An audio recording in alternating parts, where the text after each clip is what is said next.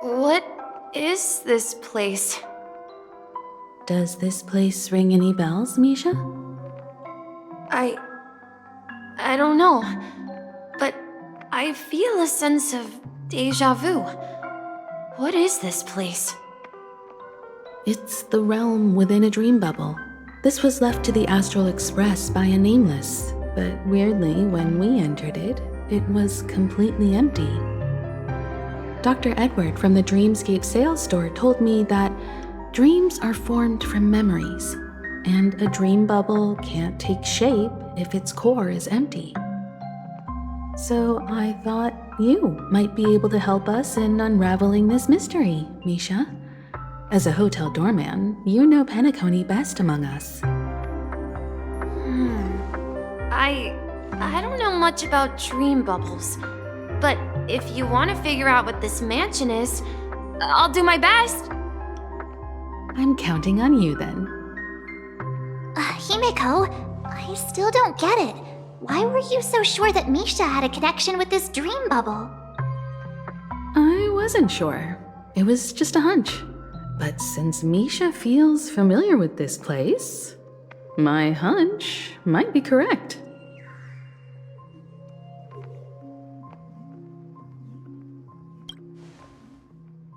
Exactly.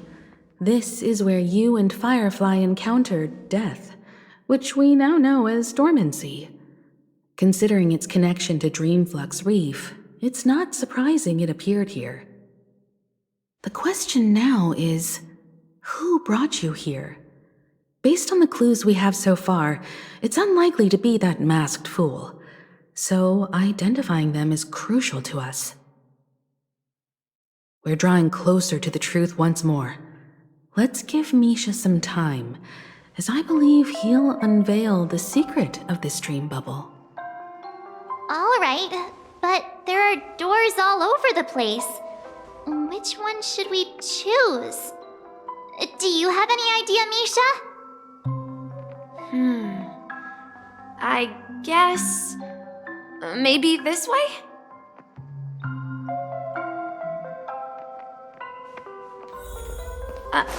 I'm not entirely sure, but let's give it a try. Wait, you managed to choose the right... Weird. This place is quite different from the hotel. But I feel like I've been here before, and even lived here for a while. If I remember correctly, there should be a fireplace down that hallway. Clocky and I used to sit by the fire, listening to the crackling of firewood. And the room on the other side was the toy room. I loved spreading out all the toys from the box on the floor and making up stories for each of them. Hold on. This doesn't make sense. Didn't I grow up in Dreamflux Reef? So, what is this place? This could be a case of amnesia. Don't worry, Misha. It's common for everyone to forget certain aspects of the past. Those memories haven't vanished. They're just lying in the depths of your mind. We can surely get them back. Since this place seems familiar to you, why don't we explore a few more rooms and see if you can recall anything more? Yeah, then let's check out the rooms I just mentioned.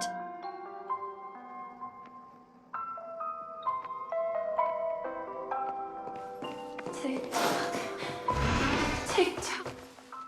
I heard some noises from the room. Origami Bird? That's a friend of mine. You and Origami Bird are friends? Yeah. It's a member of the Compass crew, just like Clocky and Miss Mirror. And there's more than just one Origami Bird. They are a big family with lots of brothers and sisters who look the same. They follow Miss Mirror's orders and handle all sorts of jobs on the ship. They're the best sailors. Sailors? Can origami birds be sailors? Could you tell us more about the compass, Misha? The compass is a ship bound for the new world. Clocky and his partners travel through layers of fog to the depths of the sea. Whenever there is danger, Clocky will use a compass and guide the ship in the right direction. That's a great story.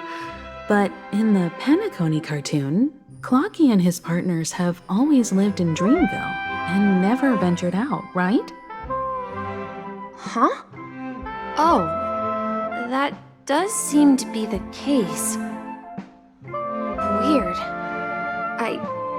I clearly remember Clocky arrived in the New World in the end. Perhaps Clocky has a hidden past. So, where has Clocky gone?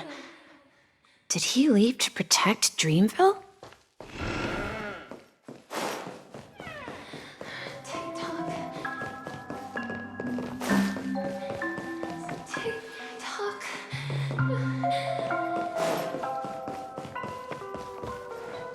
Mikhail, that's the name. Now we all know him as the Watchmaker. So, who is he talking to? Do you know anything about it, Misha? I'm sorry, I don't know much about the Watchmaker. But, Mikhail, Anything special about that name? Mikhail is Grandpa's name. Grandpa? Do you mean you're the Watchmaker's grandson? But we haven't heard anything about the Watchmaker having descendants. And the name Mikhail is not rare. Perhaps it's merely a coincidence. Could you tell us more about your grandpa, Mikhail? Yeah, sure. He was a seafarer who fearlessly ventured into mysterious seas and storms. He was always on the sea and had lots of friends who accompanied him on his travels. He didn't want me to call him Grandpa because that would make him sound old. He believed he was still young. The name Mikhail was given to him by his parents, Mihaly and Elise, both renowned seafarers. Every time he came back, he'd share his logbook with me and tell me about his adventures at sea. I want to become a great adventurer, just like him. It appears that the seafarer has nothing to do with the Watchmaker. So, perhaps it's just a coincidence? So, where is your grandpa now? He went off on a new journey, and it's been quite a while since I last saw him. I think I hear the sound of water. You once mentioned there's a magnificent fountain up ahead.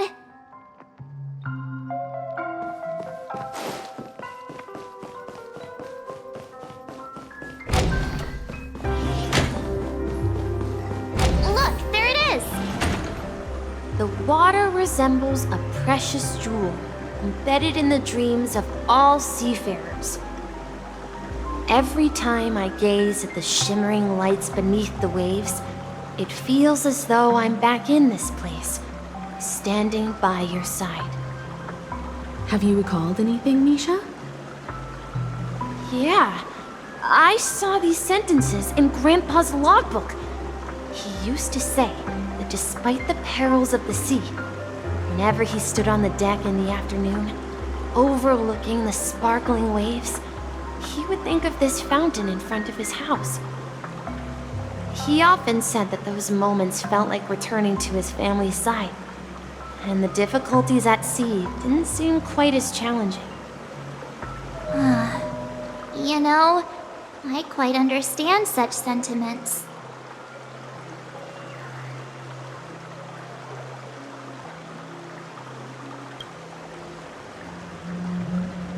Hey, don't tease! I was just being a bit sentimental.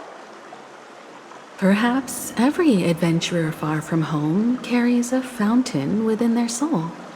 Even though the other side of the sea remains shrouded in the unknown, the fountain in front of his house serves as a compass, leading him back to his cherished ones. Yeah, while Grandpa was at home, we would stand by the fountain and place the compass, a toy boat that I made, into the pool. Back then, I would ask him when I could go on adventures like him, and he would always laugh and say I was still too young. It seems this Mikhail is truly a seafarer and has nothing to do with the watchmaker. Yeah. Based on Misha's recollections, the scenes in the dream bubble appear to be his childhood memories. But this raises more questions. According to Misha, he was clearly born on an oceanic planet and led an ordinary life, with no connection to Penacony at all. Could this be some sort of metaphor? Perhaps the sea refers to the memory zone. I'm sorry. I don't know, but my memories keep pouring out uncontrollably, like water flowing from a fountain. Perhaps I'll remember more things if we go further.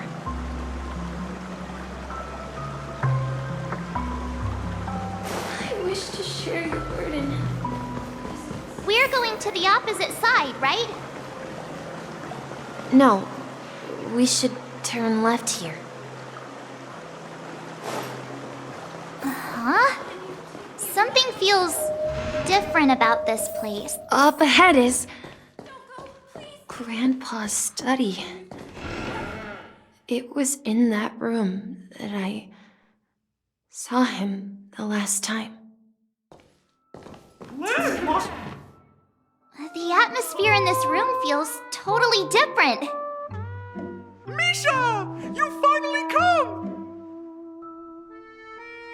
Clocky, you're here! Yeah. This is the room where we first met each other.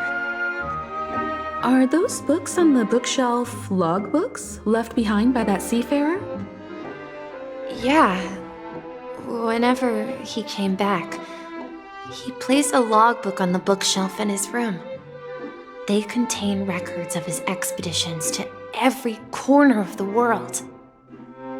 He described our world as a fountain. At some point, the sea started to gradually swallow up the land where people lived. To ensure that everyone had land to settle on, he had to continue exploring the sea and search for the source of the rising seawater. On that day, he called me to his study, telling me that he was embarking on another journey. However, I could sense the gravity in his expression. It was the same look I had seen on my father's face before his final voyage. I asked him if I could go with him, but he said that my adventure lay elsewhere and told me to stay home and patiently await a certain sound at the door. What sound? He told me about a vast ocean in the sky, an ocean of stars. He spoke of a train that transports children with a desire to venture far away, traversing the sea of stars without ever stopping.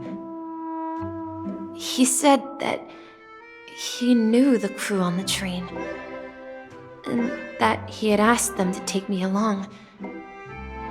He said the journey I had always dreamed of would start there. A train? Could it be? It's the Astral Express. I remember now. Grandpa's friends are a group of nameless who came to this world to resolve a disaster caused by a star. Then, he gave his pocket watch to me. It was his cherished treasure, appearing in every one of his adventure tales. He explained that difficult times were ahead, but assured me that the watch would guide me.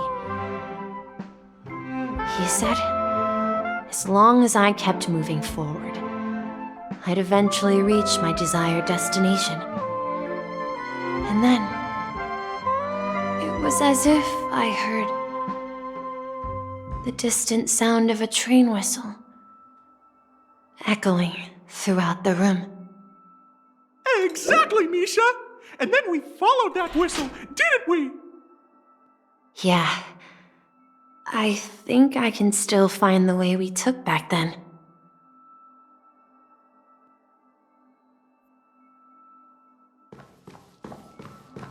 This is the dream jigsaw, right? So we're supposed to find the exit.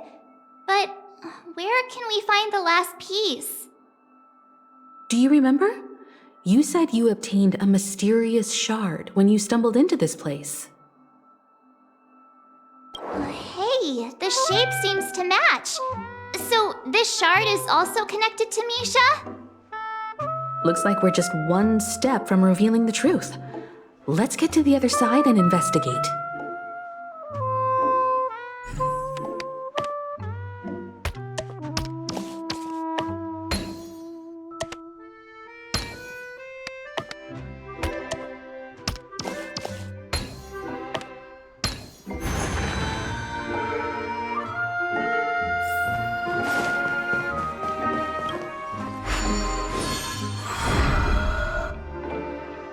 This is it. This is my room of clocks. While I spent my time waiting for Grandpa to return from his voyage, Walter gave me this workshop, and it became my secret base.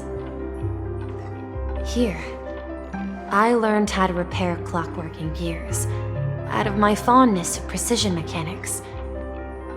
In my dreams, I was the captain of the compass, embarking on adventures with my companions, Clocky and Miss Mirror, in search of the new world. I was born and raised here. So, this building in the dream bubble is your childhood home? Yes, but not exactly. To be more precise, this dream bubble itself is my home.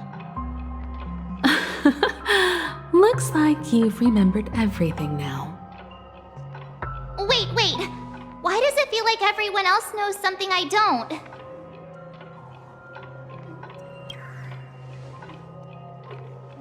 Marge, do you remember when she mentioned a clocky that only she could see? Yeah, the little guy here, right? But we all saw him in Dreamflux Reef, right? And Mr. Yang even greeted him. Looks like everyone on the Astral Express has a childlike spirit. The answer lies in the Astral Express. Her experience shows that neither Firefly nor Acheron can see this clocky. And when we were in Dreamflux Reef, you may have noticed that for some reason, nobody outside of the crew had ever talked with Clocky.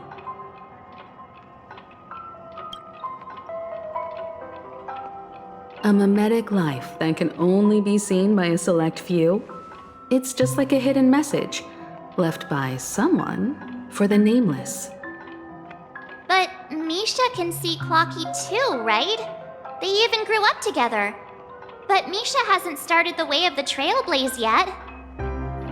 That's the key to the mystery, March. Now take a moment to recall. Have you ever seen anyone outside of the crew interact with Misha? Wait. No way! That's the answer, March 7th.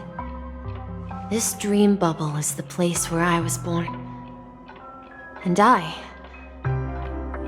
a dweller in this dream. Just like a memory zone meme. I should have stayed here and waited for you.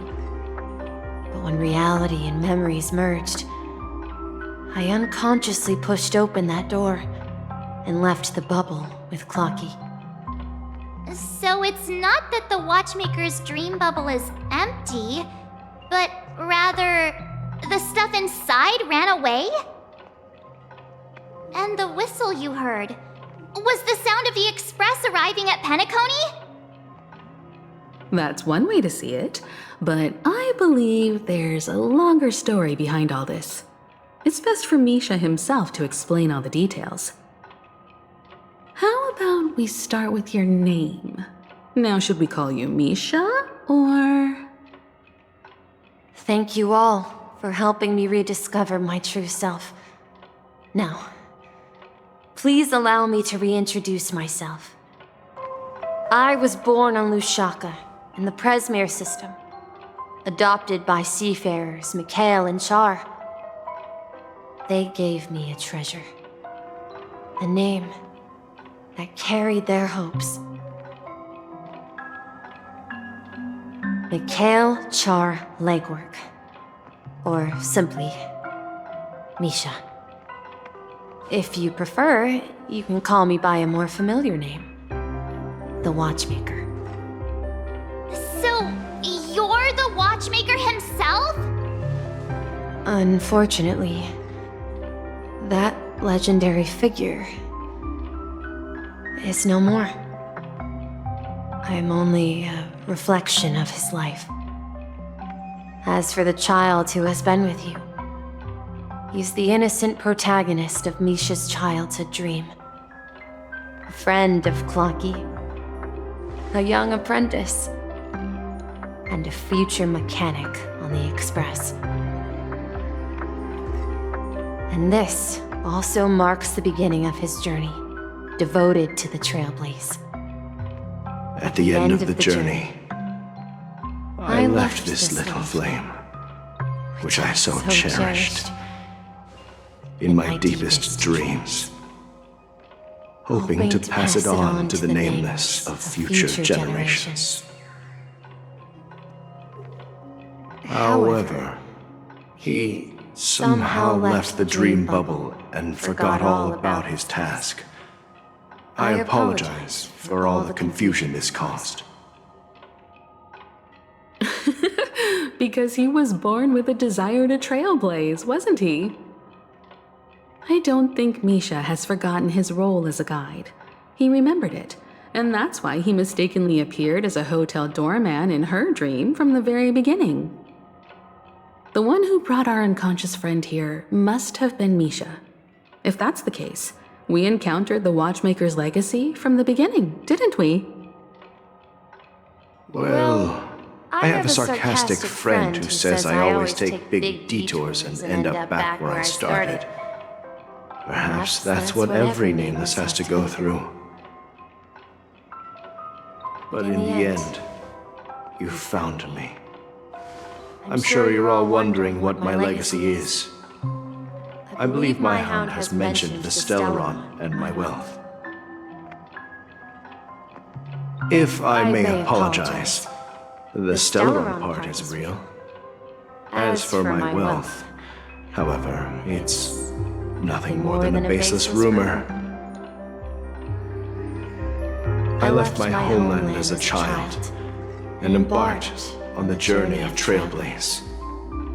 I traveled to various planets until finally reaching Asdana, where my friends and I built the original Penacony and fought for its future ever since. I've been moving forward all my life, doing what I could to overcome the obstacles in my path. But ultimately, my journey reached its end, and I left behind no possessions worth entrusting.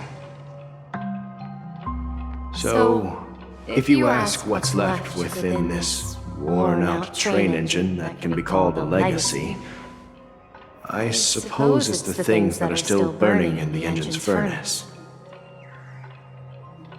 Now that you're well aware of the current situation of Penacony, I certainly hope that you'll help me get this world back on track. But I'll leave that decision to you. For the path of Trailblaze is never paved by others. All I have for you is a story and two gifts. I want to give you my pocket watch. It has accompanied me throughout my long journey, guiding that naive child forward, and has been blessed with the presence of so many great people up to this day. And my hat, too. The one who navigated for me placed it on my head and planted a fanciful thought in my mind. The trailblazing expedition will never end. Now, it's time for you to make your choice. Once you've made up your mind, open that door and enter the long dream of an old man. I'll be waiting for you at the end of this corridor of time.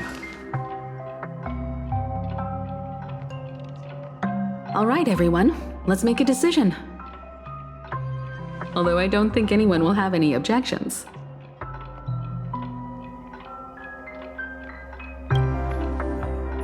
Of course. We've come this far. Surely there's no other option than moving forward. In that case, it's unanimous. Then let's proceed together to the end of this dream and tell Mikhail our decision.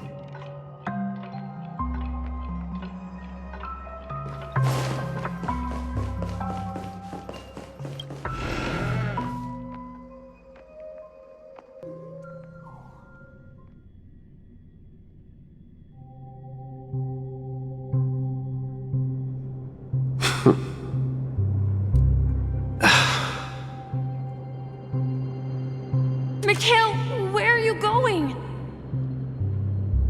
Someone has to step up and save Lushaka. So why can't it be me, Misha? Please don't go. And if you must, please take me with you. Don't leave me alone. Even without me, you know how to proceed forward, brave Captain Misha. The compass is waiting for you. Haven't you always wanted to be a better adventurer than me? Now go, board that train and start your journey. Where are you going, Mikhail? I'm going to clean the floor in the parlor car. I've promised the conductor. Wait, first tell me, did you fix this watch? Yeah? I know what it looked like before. Its chain was broken, the back case torn, and the marks on the dial all worn out. How did you manage to fix it? Well, it's hard to explain, but I knew it could be fixed. It's the hands, Mr. Amundsen. Its hands were intact and pointing in the right direction, so I knew there would be a way to fix the rest.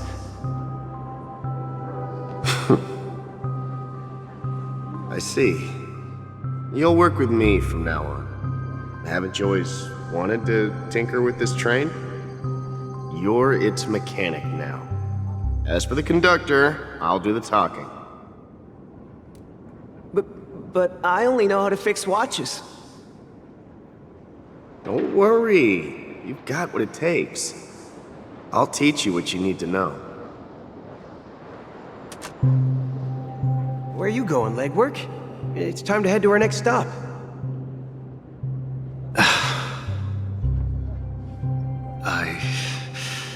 I'm staying in Astana with Rosalina and Tiernan.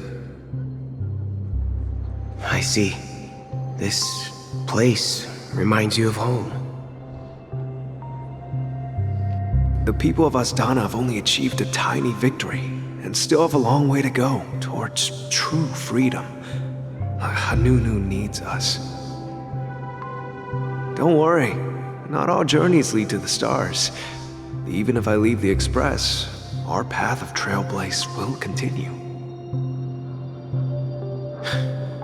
Yeah. I knew you wouldn't stay on the Express forever. Leave in peace, my friend. And, take this with you. This is Mr. Amundsen's hat. But why? When he departed, he said he would leave it to his best student. Well, I suppose the time has come. Farewell, legwork. Take care of Tiernan and Rosalina. And don't forget to write to us.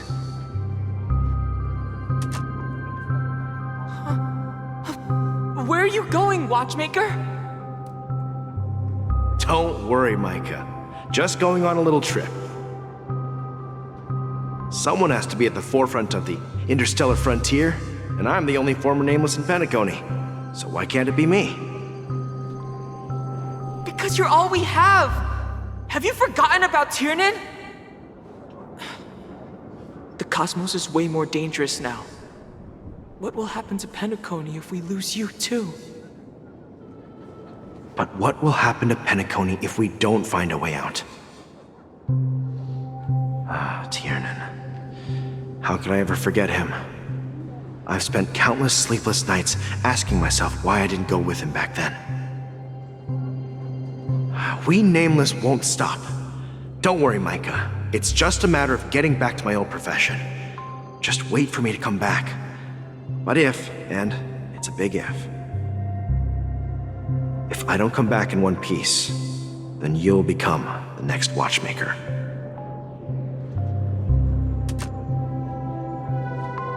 Where are you going, old man? Oh, you're here. Answer my question. What are you up to? Relax, Gallagher. I just came up with a great idea. Wanna hear it?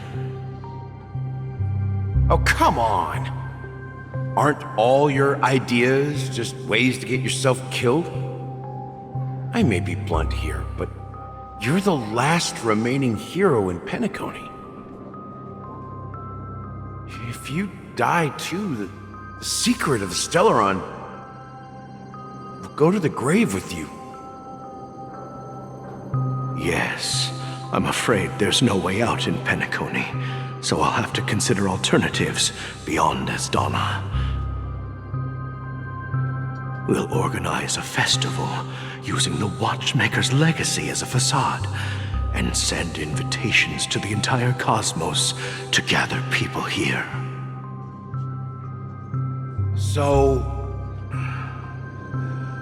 a desperate struggle against the family? Desperate? Don't we have you here, my friend?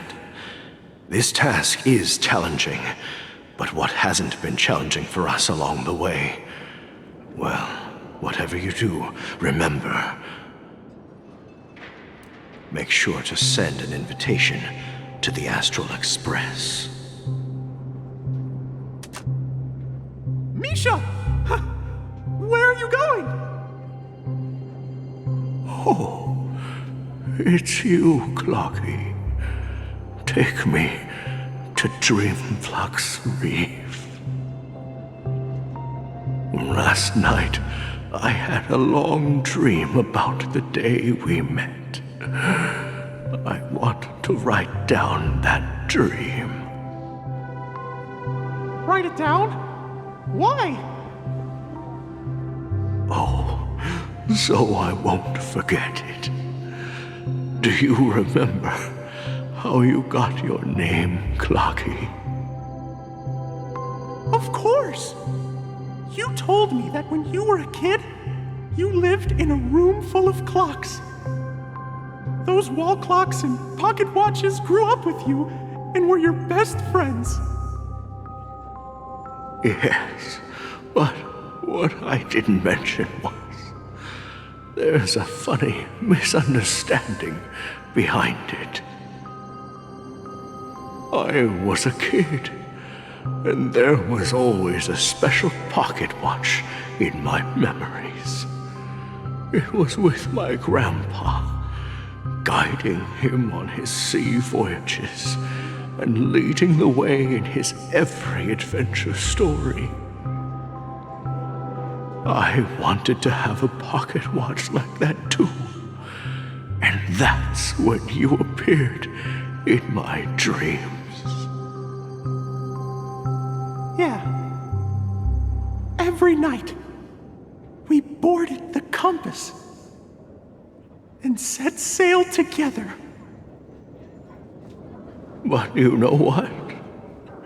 It wasn't until the day my grandma gave it to me that I realized it wasn't a pocket watch at all. It was a compass. So, your name should have been Compassy. And the watchmaker is just a nameless.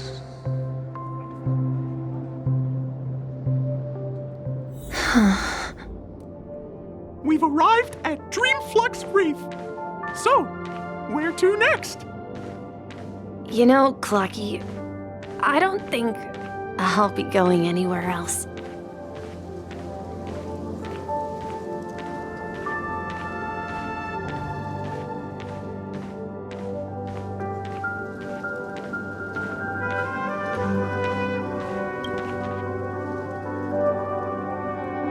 I've traveled far enough, and it's time for a little break.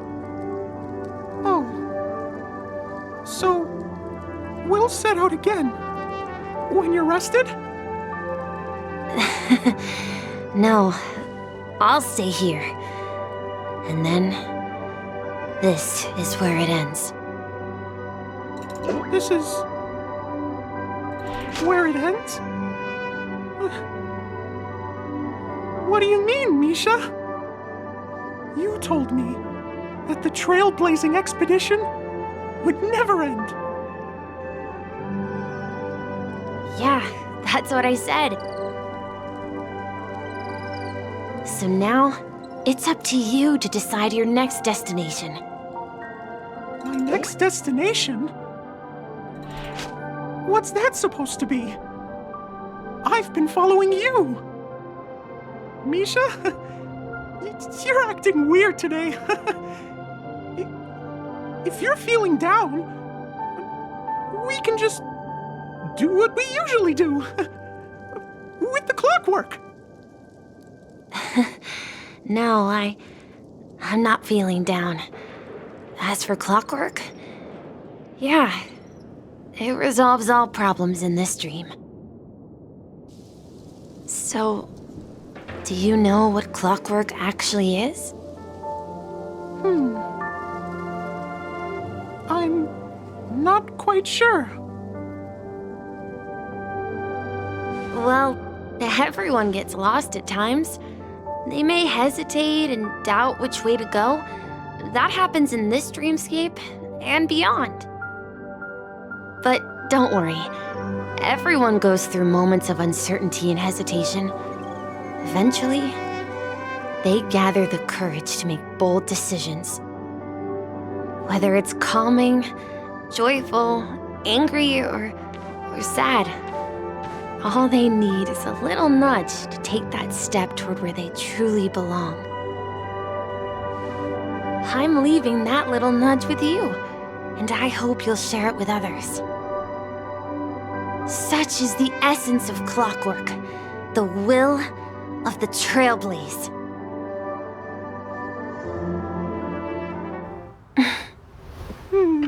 Clocky's hands spin around non-stop, indicating confusion, frustration, and weakness. But ultimately, people still need to move forward. Just like your hands, always pointing ahead. This is where my journey ends. From now on, it is your path to walk. Trailblazing means taking paths your predecessors forswore and venturing even further. The Penacony and Mikhail's dreams does not belong to order.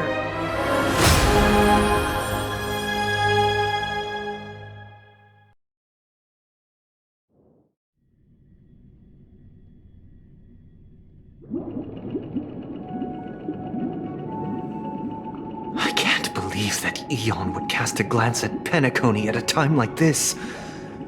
Is it because of the resonance from the legacy of the Trailblaze? Or perhaps the bond between you is so strong that it even impresses an Eon? Well, there might be another possibility. Perhaps they want to witness, on behalf of the fallen Eons, who will hold the future of Penacony. If that's the case, on behalf of the Dream Master of Penacony and the 107,336 members of the Oak family, I'm extending a formal invitation to all of you. I'm cordially inviting you all to the Penacony Grand Theater to participate in the upcoming Charmony Festival. And, of course, you won't be in the audience, but on center stage. Since the future of the Stellaron, Penacony, and even the entire cosmos is at stake, let's draw a conclusion there, in all fairness. If you truly believe in Akavili's path, then show me their courage and determination.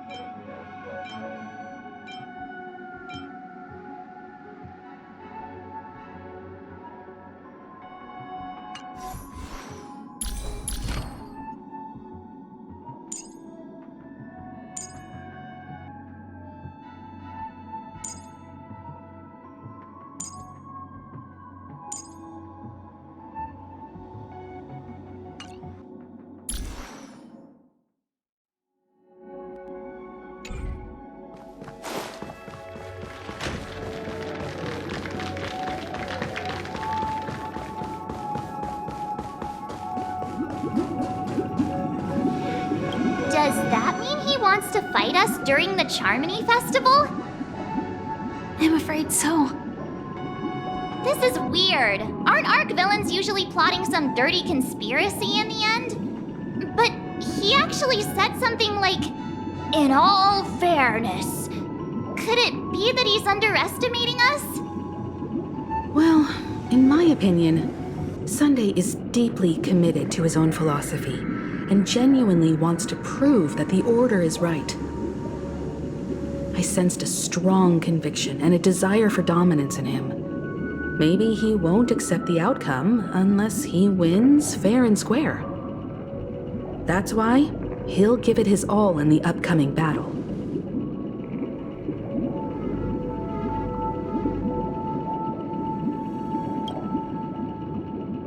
Yeah, you're right. We've even dealt with a Lord Ravager of the Destruction, so a follower of the Order won't be a big deal. Anyway, we can't leave the Stellaron unchecked. This is about trailblazing a bright future for Penacony and fulfilling Mikhail's and his predecessors' long-cherished wishes. Now that we've taken up the mantle, we can't afford to fail them. However, the same applies to the Order. Their plan didn't materialize overnight, and they have the profound collective consciousness of the planet of festivities behind them. a desire to dream, to slumber and escape reality. All those hidden emotions have given birth to the sweet dream of the Order. They've harnessed the will of an entire planet to create an Eon. This confrontation is far more complicated than a simple power struggle. To secure Penacony's future, fighting on the stage alone is not enough. What do you mean? Are you not coming with us? I believe Firefly is trying to say that she's heading off to another battle.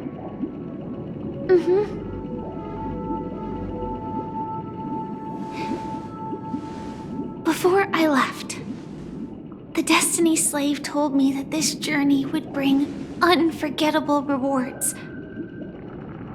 Even though the script he gave me only had a few lines, I couldn't ignore them.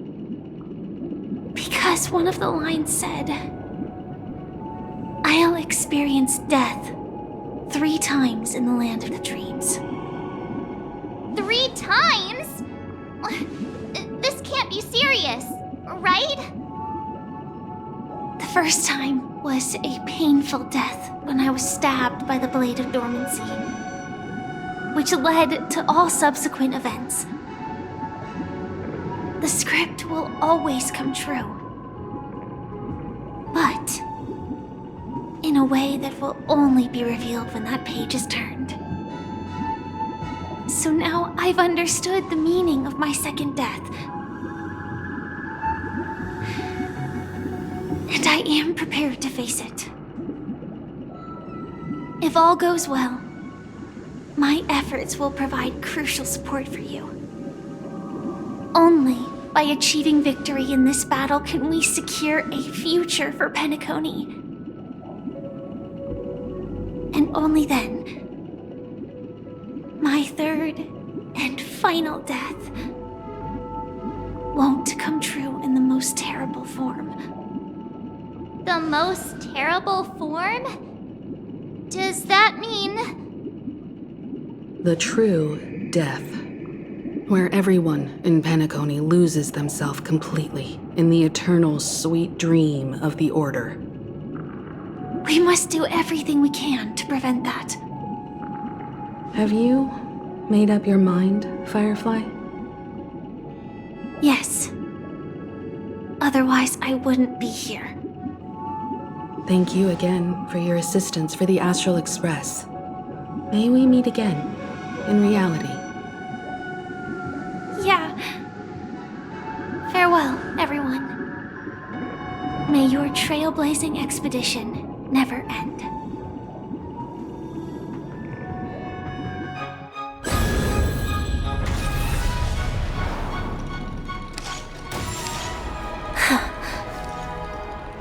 I dreamed of a scorched earth. Everyone, are you ready? A new shoot sprouted from the earth. It bloomed in the morning sun and whispered to me.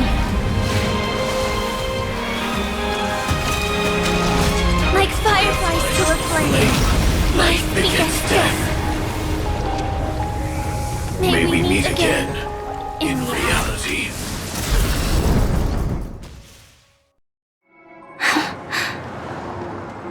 After today, Japella's name will disappear from cosmic history, and the Everflame Mansion will take its place. In the not-too-distant future, you'll receive an invitation. That's your next stop. Land of the Dreams. Penacony. I hope you find whatever you seek there. Be it answers or salvation.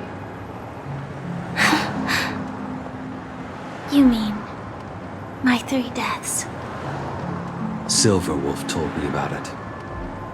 It's such a shame that it's not part of my script. Well, I want to live. I'm never afraid of death. The opposite of death is eternal life, and that's something I'll never desire.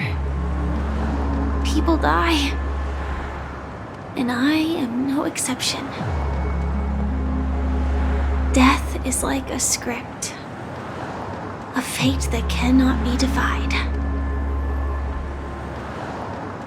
But that's exactly why we have to choose where we want to rest forever. Do you exist just to perish? Are you not the same, Blade? The end you desire is not one dictated by others. If I were to die now, I would only be a weapon. I believe I should die as a human. Though its definition escapes me, isn't this the answer that ordinary people look for their whole lives? A name that can be carved onto their tombstone. The tombstone that belongs to me once bore the inscription, Glamoth's Iron Cavalry. Then it changed to Stellaron Hunter. But one day, it will bear the name Firefly. And all the brilliance she showed at the end of her life.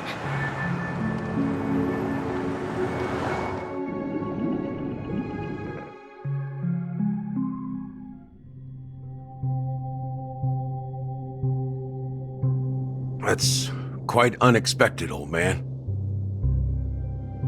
Who would have thought your crazy plan would actually work? Do all you nameless fools just act on a whim? I can sense that this false sweet dream is coming to an end. The nameless may be young, but they had the ability to achieve this goal. Just like you did in your time. It's a shame you won't be able to see it firsthand. Maybe I won't either. Once something fictional is seen through, it ceases to exist. Yeah, not just those nameless. Even Mr. Wings is just like you. Stubborn, won't listen or give up, no matter what. Well, fate is unpredictable, I guess. If we weren't bound by those cursed paths, maybe we could have had some good talks. But in the end, we managed to do it. And now we can find solace. Remember how those idiots cursed us? They said, "Go to hell, you worthless traitors!" Well, I don't know if they really meant it, but if longing for freedom means going to hell, then I'll be joining you soon, you fool. Let's get together and have supper again in hell. Oh, I almost forgot. There's one more thing. Here's to you. A glass of hello and goodbye, Trailblazer. To the imperfect tomorrow.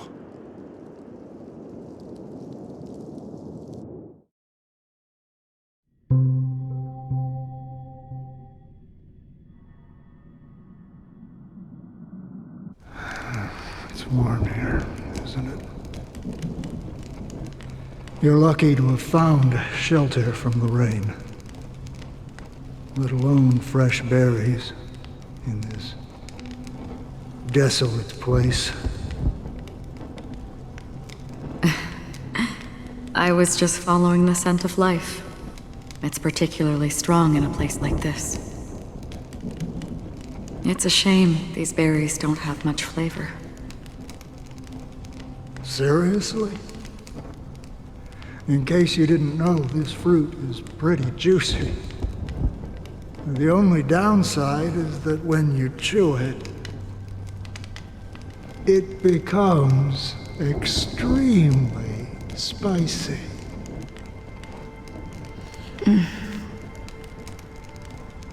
Have you lost your sense of taste? I can still taste certain things, like faint sweetness. Before coming here, I stopped by a place called Orkron. It had barren cliffs and nights lit by bonfires. Burgundy snow would fall from the sky, and when it landed on my tongue, it tasted like raspberries. The flavor wasn't exactly sweet, but it left a lasting impression. When I think back on my past, I realize that what's tying everything together isn't the big events, but rather these small yet unforgettable moments. Don't worry about it. Losing oneself is a reality that every self-annihilator must face. At least I haven't completely lost my senses and memories yet.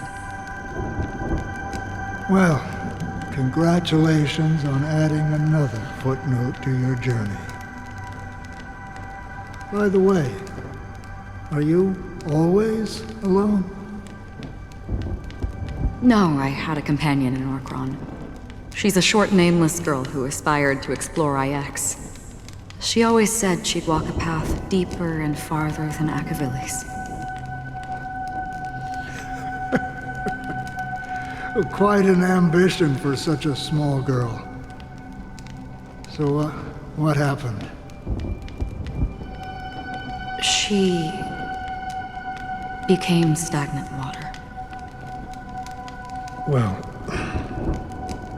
my condolences.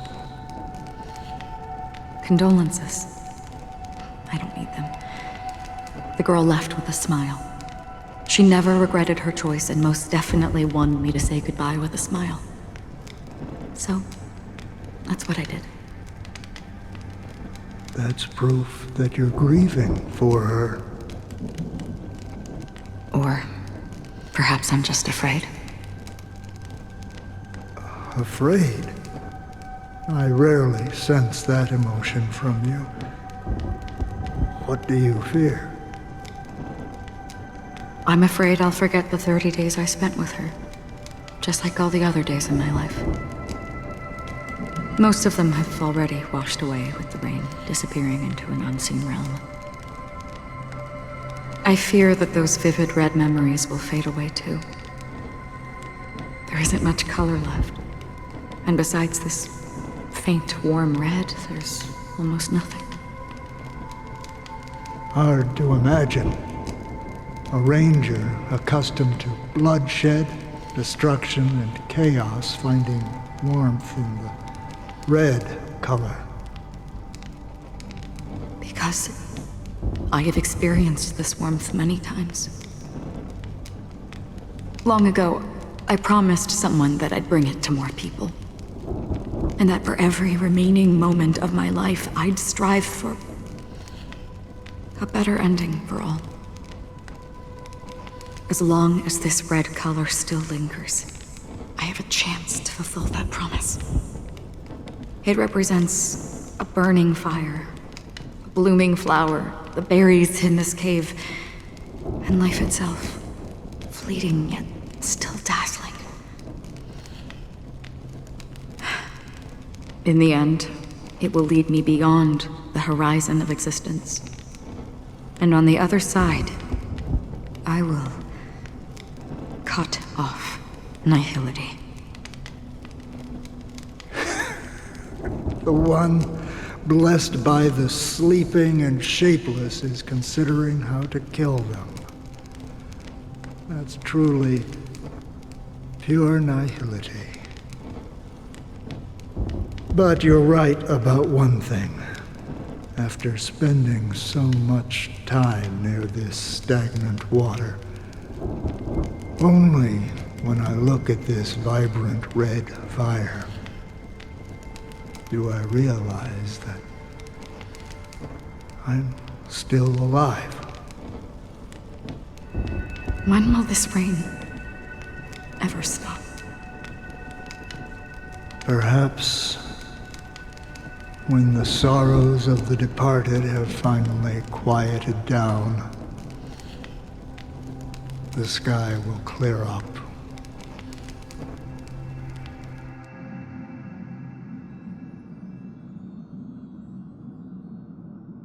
Have you heard of a planet named Biari Scamandros, Don Hung? It's one of the Paradise Kingdoms under the influence of the Harmony. A sought-after wonderland for the inhabitants of the Dardanu major and minor systems. Half an Amber Era ago, the family held an unprecedented festival there. And after that, everyone on the planet became part of the family. Do you think the same thing will happen on Penacony?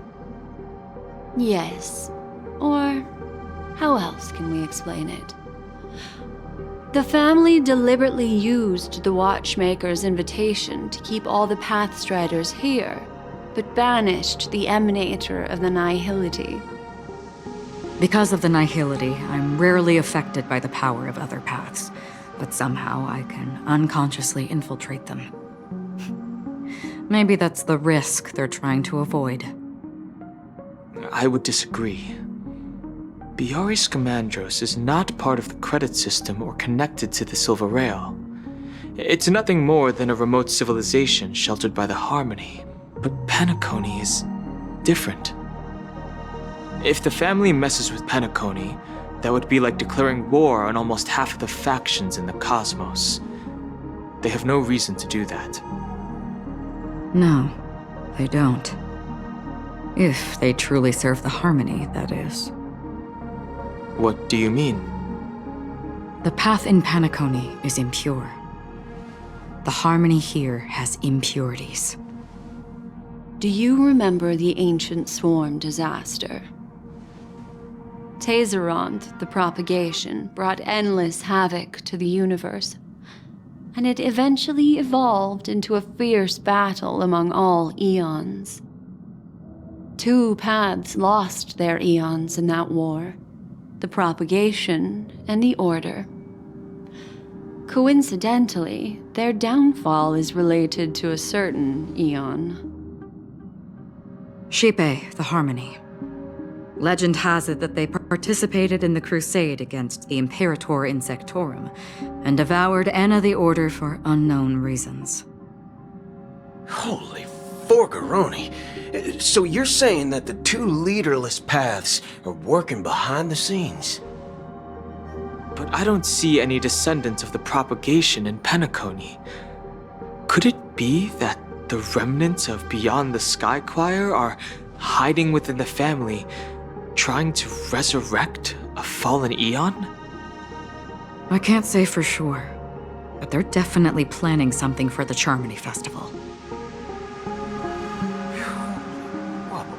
Now, this is getting way too complicated. Is this why you want us to leave Astana right away? Are you giving up? The Charmony Festival will start soon. There's one thing that I need to confirm no matter what. A warp jump is the best way to do so. Time is running out. I have another plan.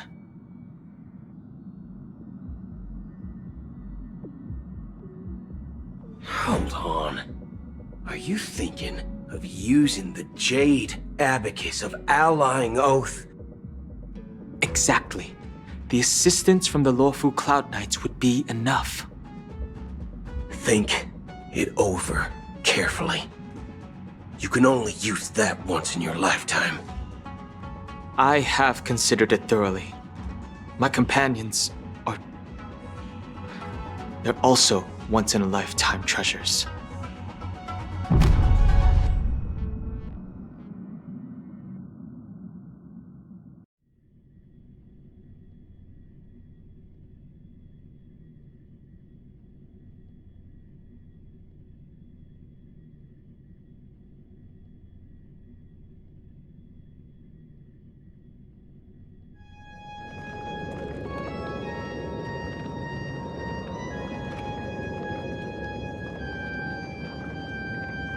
Are you the only one here, my child? The Nameless is quite the diplomat. Our secrets have spread like wildfire within the family. And IPC starships are gathering towards Astana. This is a crucial moment for us. So, where is the chosen one who harmonizes the varied sounds?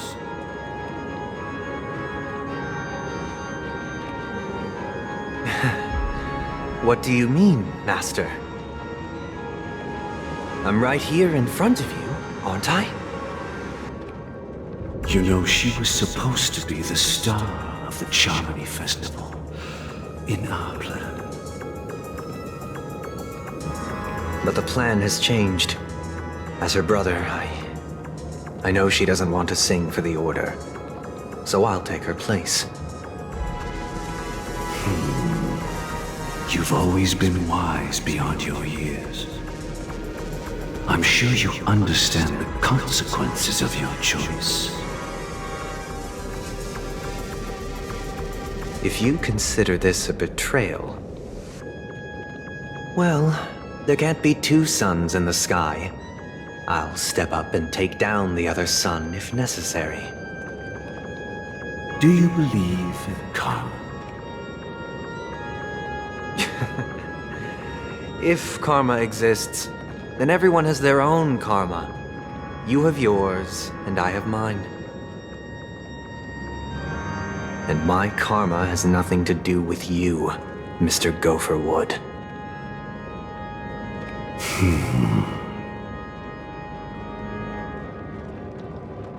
All right. Since you're willing to sacrifice yourself for her, I'll grant your wish. Well, the compromise came sooner than expected.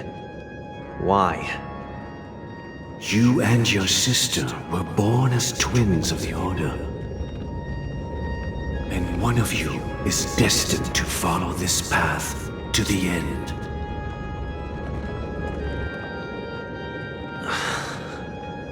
Is this part of your plan?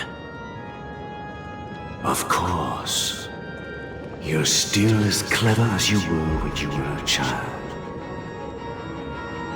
The opening is near. Go, my child. Seize the power of the harmony and reveal your karma. I have one final question, Master. Why did you choose to bring the Order to Penacony? Wouldn't it have been better to choose a desperate world instead of a city filled with hope and dreams? Why? It's for justice, my child. If we lose justice in our hearts, we'll make the same mistake as the Harmony did. So, it's not you who manipulates the dreamscape with the Stellaron, but... Well, that's where our conversation ends. Go ahead.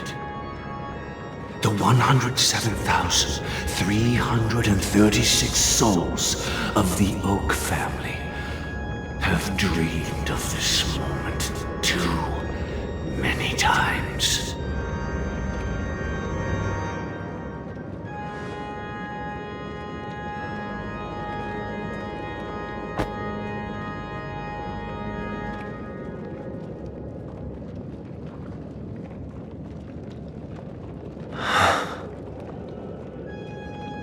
I shall ascend to the heavens, becoming the scorching sun. Bathed in my light, my people shall flourish, while all evil shall be eradicated.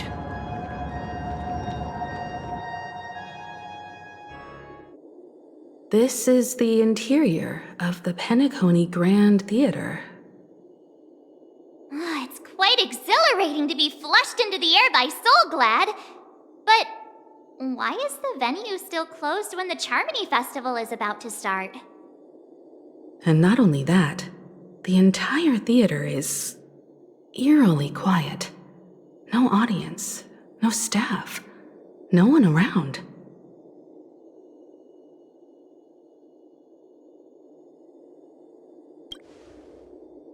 Even if we're late, A grand theater like this shouldn't be completely empty.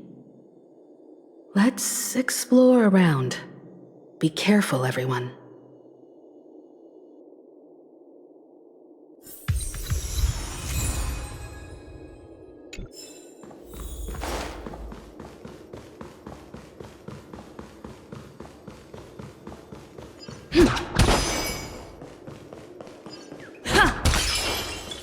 Gosh, the atmosphere here is so creepy and unsettling. Even if there's no audience yet, there should be some staff around. Why is it so silent? Yikes! They scared the life out of me!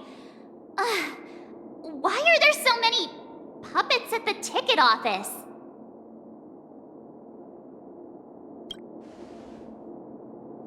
What? You're so annoying. Stop scaring me. Are these puppets part of the stage setup?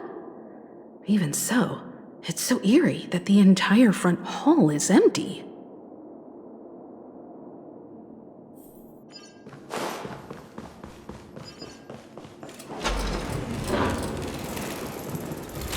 Something feels off. We're in the right place, right? There's no other grand theater in the dreamscape. So Sunday's messing with us? He said we'd have a final showdown on the stage, but why is there no one here? My apologies for the delay, March 7th. You scared me! Where are you now? I'm waiting for you behind the curtain. Following the Asdana tradition, I invite you to enjoy a stage play in 3 acts before the festival begins. History is a mirror reflecting the universe's true essence. Let's use this opportunity to delve into the rich history of Penacony and the eons. Within it, naturally, the future takes shape. Let us commence with the dawning of the world. After the Dusk Wars, darkness veiled the sky, and chaos consumed the earth. Anna the Order emerged, destined to restore all existence. That marked the first day.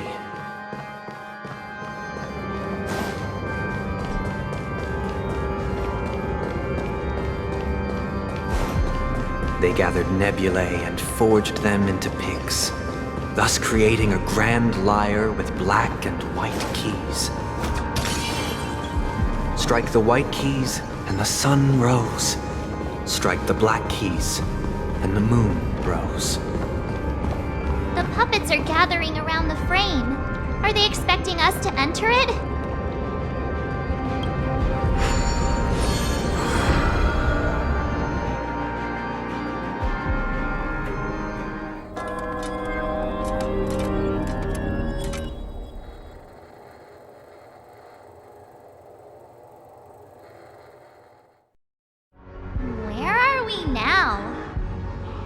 The atmosphere here looks similar to Sunday's inner world.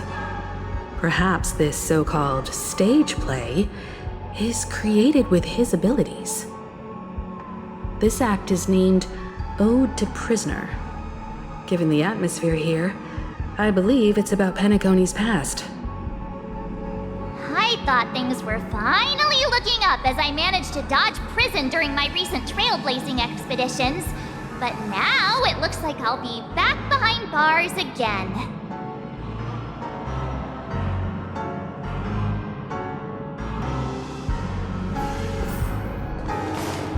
I genuinely wish to avoid a violent clash with my esteemed guests from afar. Therefore, I've arranged 3 acts before the situation becomes irreparable. Where shall we start our narrative? Well, let's start with the time when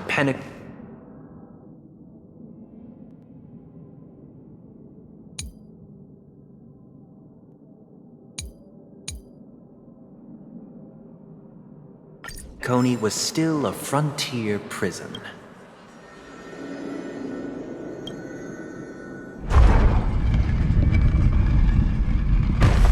Where shall we start our narrative? Well, in 2147 AE, a prisoner named Hanun ignited a struggle for liberty and emerged triumphant. IPC referred to it as the War of the Frontier, while the Asdanians dubbed it the War of Independence.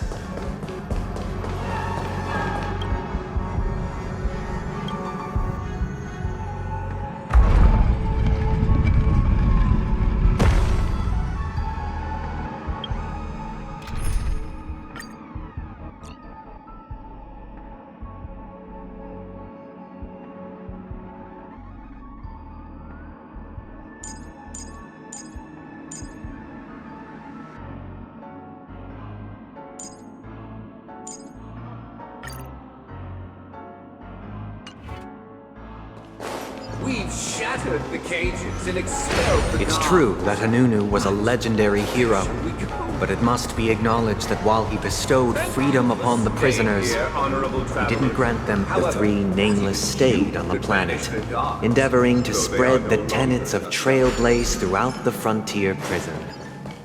Alas, their efforts proved Let's futile. build another prison, not within the... Once again, Asdana was engulfed in war, this time the enemies originating from within. The prisoners remained prisoners for the rest of their lives, fighting. I hope you like this land of freedom on a scorched earth. As you can see, their sentences have long ended, and the IPC guards have long been expelled. Yet, these prisoners remain enslaved, not by external forces, but by the confines of their own minds. Freedom permeates every corner, except fragile souls. It gives solace only to those who believe in its existence. Prisoners, this is my order. Learn the essence of freedom and teach your fellow prisoners to fight for their lives.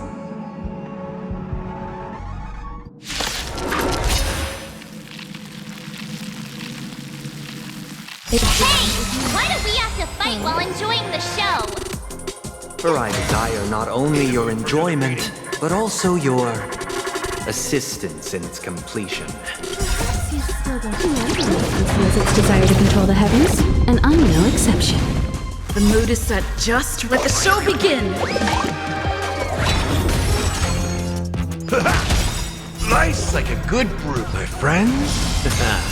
Indulge yourselves! You won't get away. I have something for you. Every petal and all will be swept away by the wind. Dreams do come true.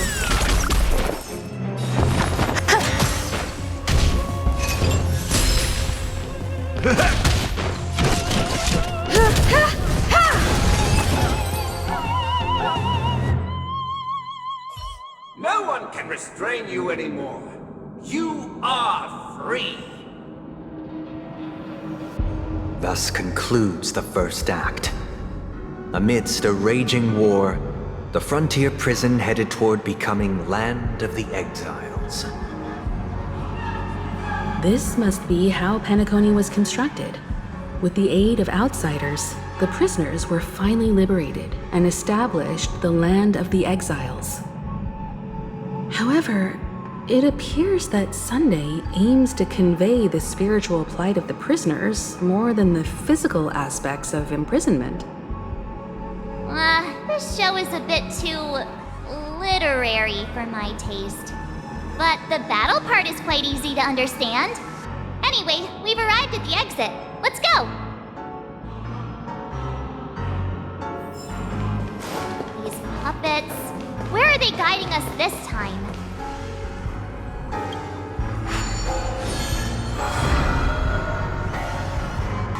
They transmuted streams of stars into inked nibs, creating symbols to be pronounced and counted. They molded stardust into flowing rivers, assigning the righteous upstream and the unjust downstream. Thus, all things were marked, and the world learned to discern between good and evil. Look!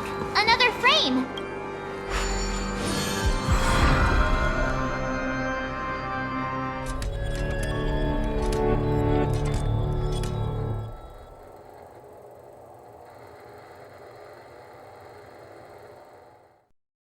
Ode to Fool. This must be the second act. The surroundings are different from before.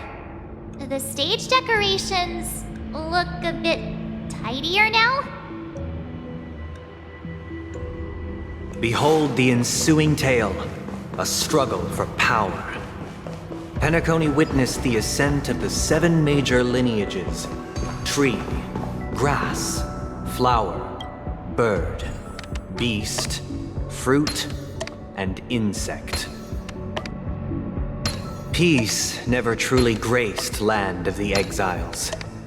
The history in this era is rich and intricate, so please allow me to present it in allegorical form. Welcome to this mansion, dear. Land of the Exiles was in disarray, besieged by both internal and external perils. Though the 7 major lineages appeared united on the surface, each harbored their own ambitions, leading to ceaseless conflict.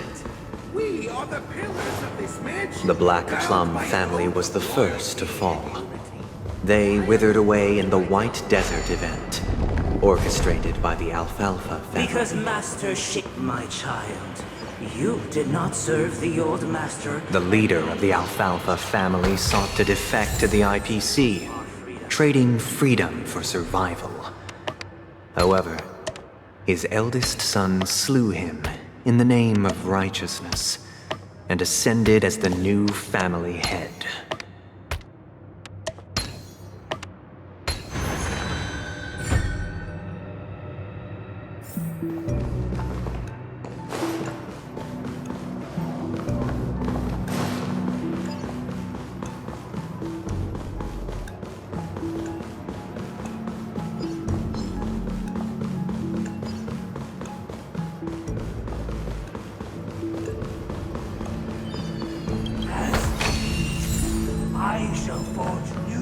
Only when Gopher Wood led the family to Land of the Exiles and earned recognition from all 5 major lineages did Penacony earn its new name, the Land of the Dreams.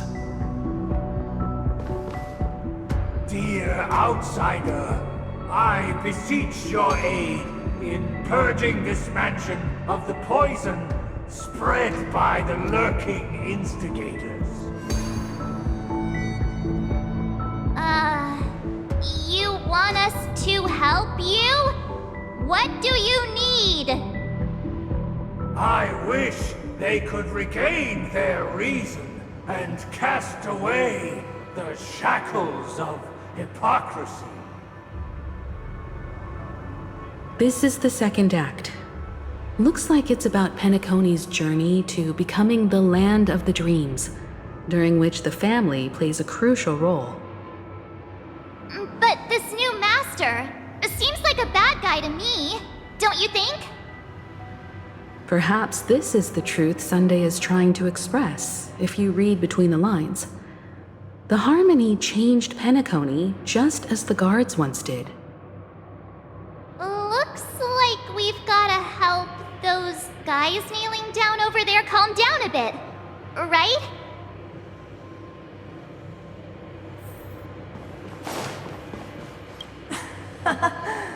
In the absence of my master, I am free. But without their guidance, for whom shall I sing?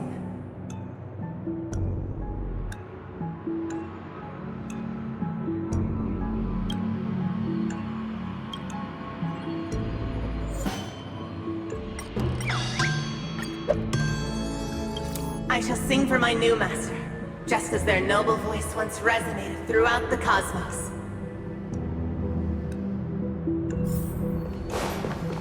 Master! Oh, you will return in due course, and I shall stand vigilant, awaiting the reward for my loyalty.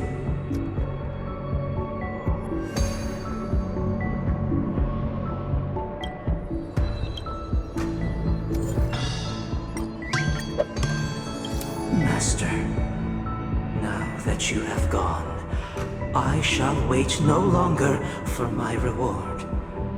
I shall seize what is rightfully mine. Once, I stood as the most loyal guard among all the servants. Now, with my master banished, it's my right to assume control of his dominion.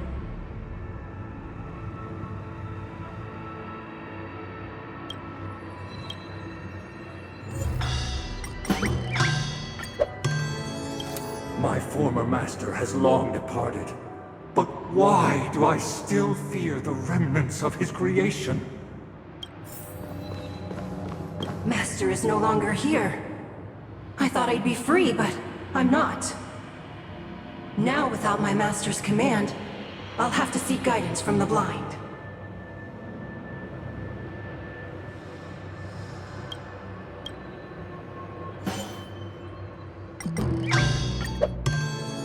Master is no longer here. I must seek a new master and serve them faithfully. Either I shall be my own master, or I shall return to my former master. I shall not submit to a new master under any circumstances.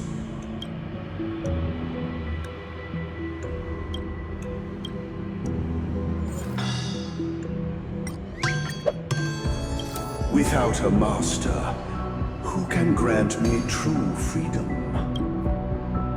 Thank you, dear outsiders. My servants have regained their sanity. Heed me, one and all. Your former master shall not return. It is through righteousness and unwavering support for one another that we shall attain true perfection. Cast aside the veils of hypocrisy and embrace one another. Get ready. Looks like another fight is about to begin.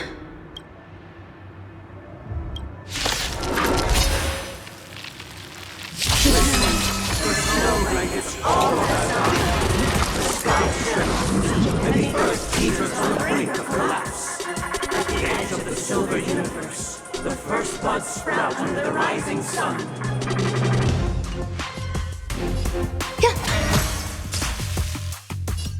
Step up, let's see ya! Nice, like a good brute, my friends. Indulge yourselves! I have something for you. In the mood for another. You won't get away. I like that confidence. Rhythm get messed up. Dreams do come true. Perhaps you still... Humanity never conceals its desire to control the heavens, and I'm no exception. Every petal and all will be swept away by the wind. Time for an overhaul. Step up, let's see ya! Take your positions. Let's improvise. There's more to life. Its existence is unity.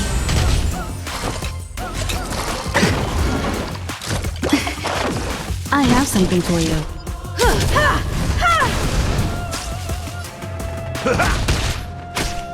Staying's dreams do come true. You won't get away. The mood is set. Let the show begin. Grace? Time for an overhaul.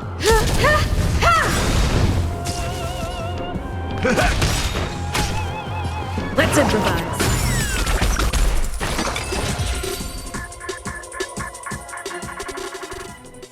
Alas, they remain but slaves till the very end, with the illusion of freedom. Thus concludes the second act, Amidst an illusory harmony, Land of the Exiles charted its course toward becoming the planet of festivities. This is how Penacony fell under the family's control. Since the arrival of the Harmony, the Land of the Exiles has undergone dramatic changes, not all of which have proven beneficial. This guy really loves dramatic scenes. Bet he comes from a whole lineage of stage performers.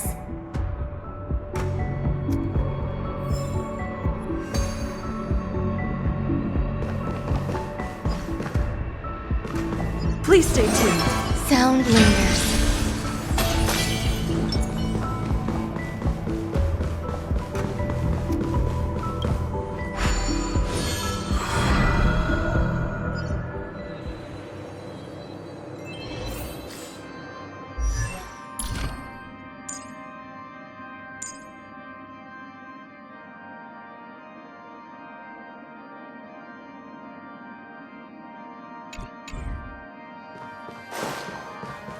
They used the planetary rings to establish the law, forging a code of conduct among the masses.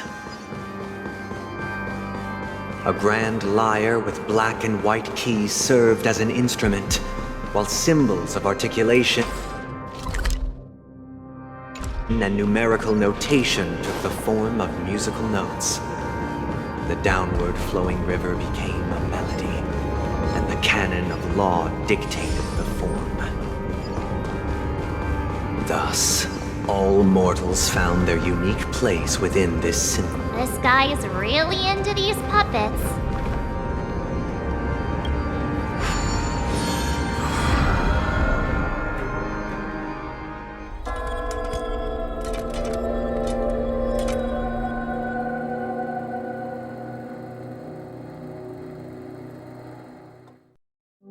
Oh, I get it now.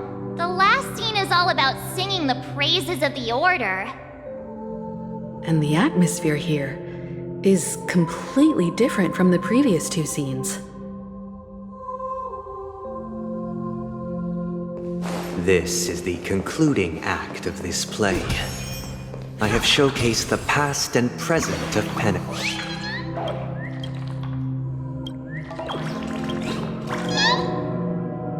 This is the concluding act of this play. I have showcased the past and present of Penacony, hoping that my desire for change resonates within you. And now, I shall reveal its future to you. If the people lack without a king, we will make choices on their behalf. And we shall support you, protect you, and standing against the mighty.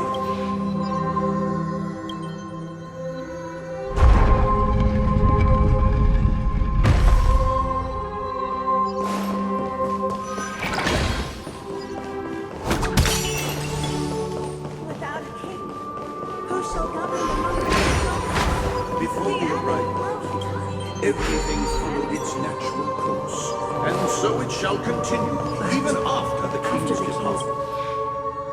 Who shall become the new king?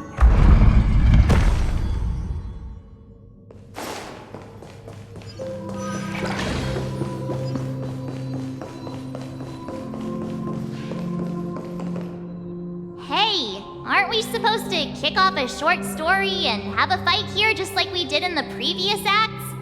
Why aren't any of these puppets saying anything? Perhaps we'll need to complete the story ourselves, just like we did before. So, do you think their mind needs tinkering or something?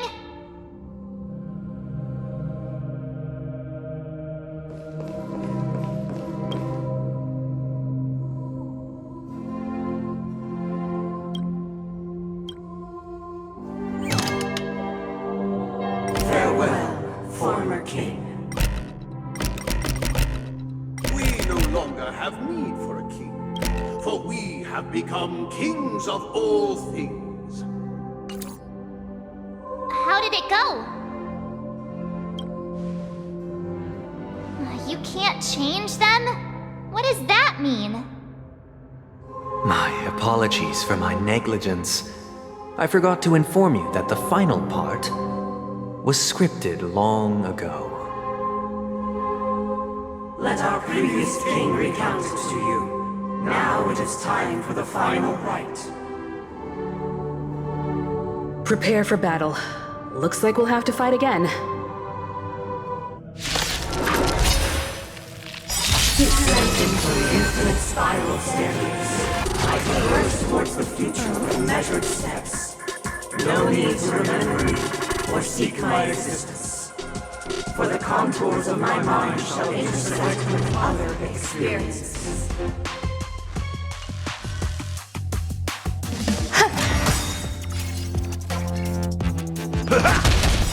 Life's like a good, my friends. Indulge yourselves! Perhaps you still don't. Humanity never conceals its desire to control the heavens, and I'm no exception. Every petal and all will be swept away by the wind.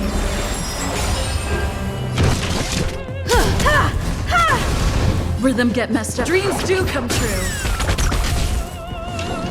Some value, I suppose. In the mood. Take your position. Let's improvise.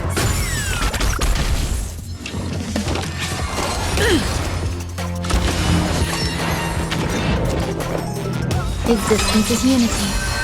Step up, let's see ya. How's this taste? Perhaps you still. Humanity never conceals its desire to control the heavens, and I'm no exception.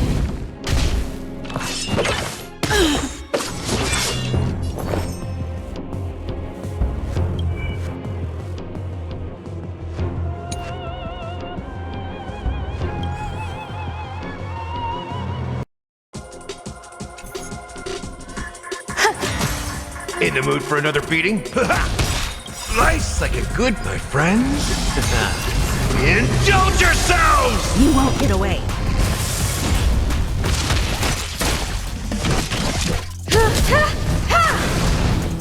Dreams do come true.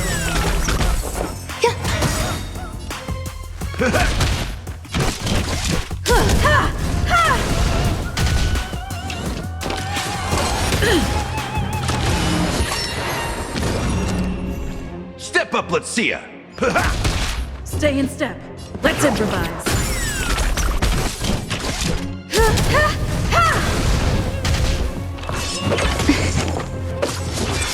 There's more to. Dreams do come true.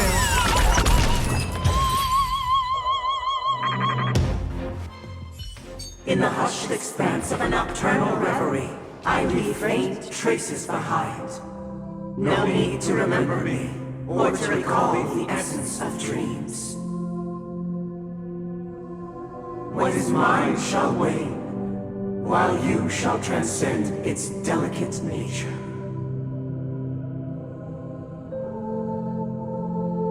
This is the final scene.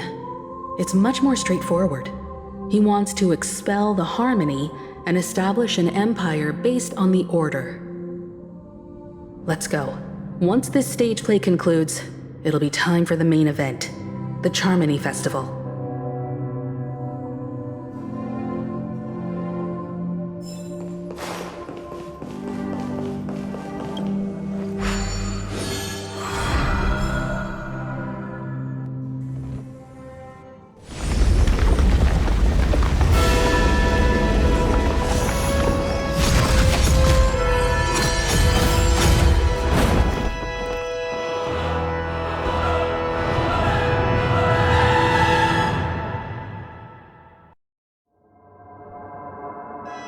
They imbued the world with meaning, perfecting all things in the heavens and on earth.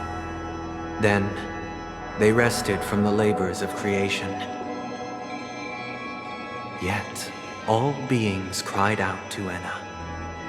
Under the banner of the Order, you have defined all things in the cosmos. But this made us realize that we are but puppets in your hands. Thus, on that day, all beings united and cast the Eon into the abyss of oblivion. This Grand Theater looks totally different. Is this the power of the Order? Everyone, get ready. This could be a tough battle.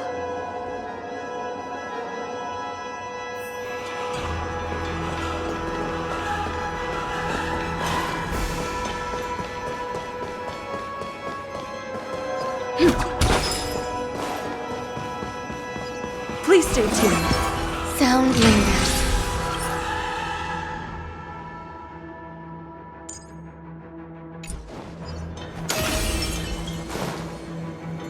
That marked the 7th day. Cheers and chants reverberated in unison.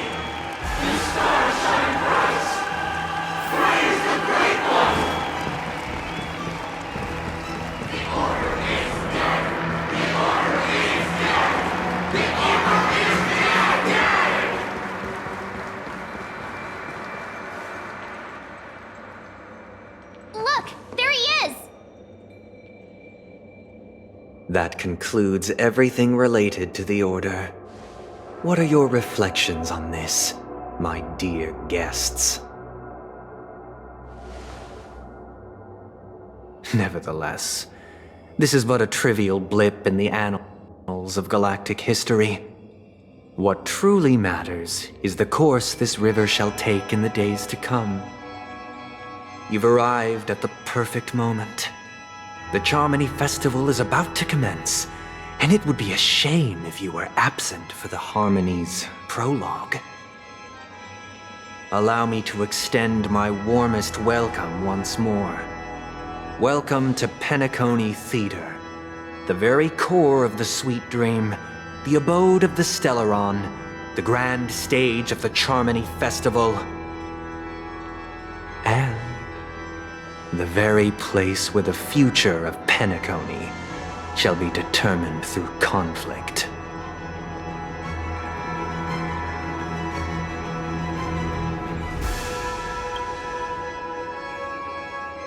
Your unwavering faith in the Trailblaze is truly impressive.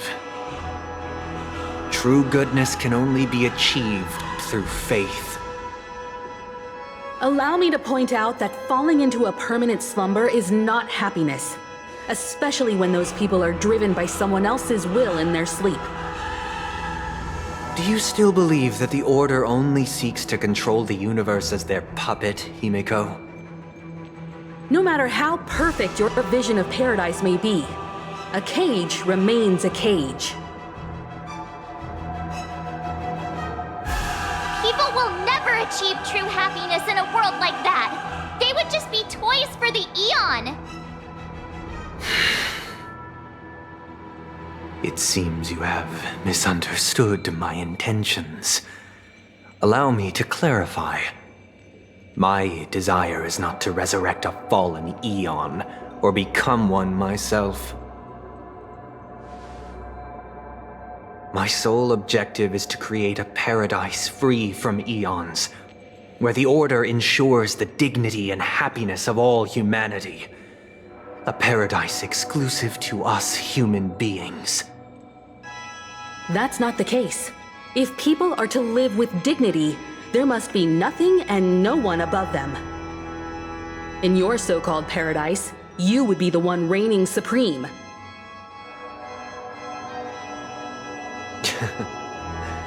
Looks like we won't be able to convince each other.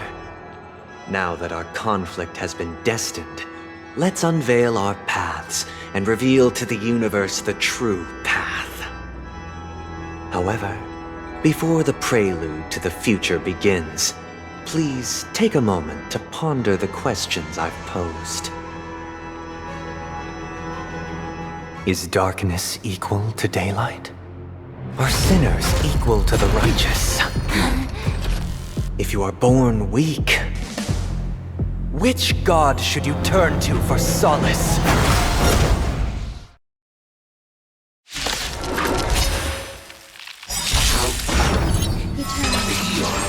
Great might, under the banner of the Order. swept away by the wind. In the cosmos.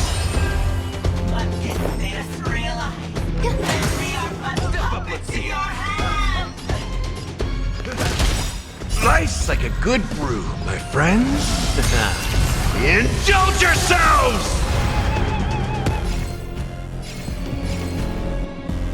The mood is set. Let the show begin! It ain't over. You won't get away. I have something for you. You won't get away. Perhaps you still... Humanity never conceals its desire to control the heavens, and I'm no exception. Let's improvise. The world is stuck. Confidence.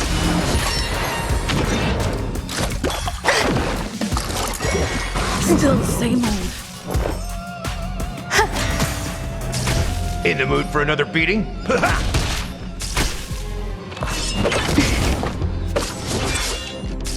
Take your positions. Dreams do come true. I'll catch up.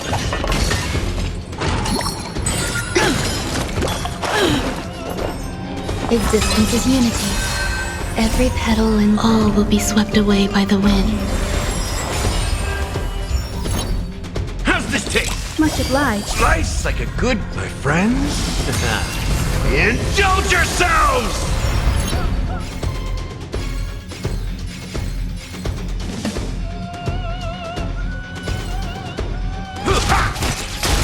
You won't get away.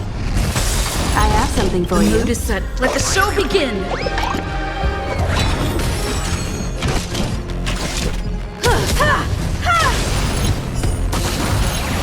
You won't get away. Rhythm get messed up. Let's improvise.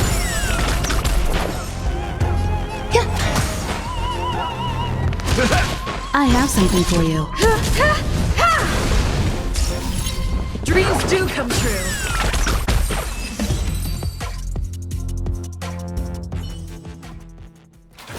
I already know your decision. I now permit you to gaze into the sun. On these 107,336 stones, the almighty and powerful strings of harmony are at my disposal. The supreme tuner, harmonious choir, for meaninghood.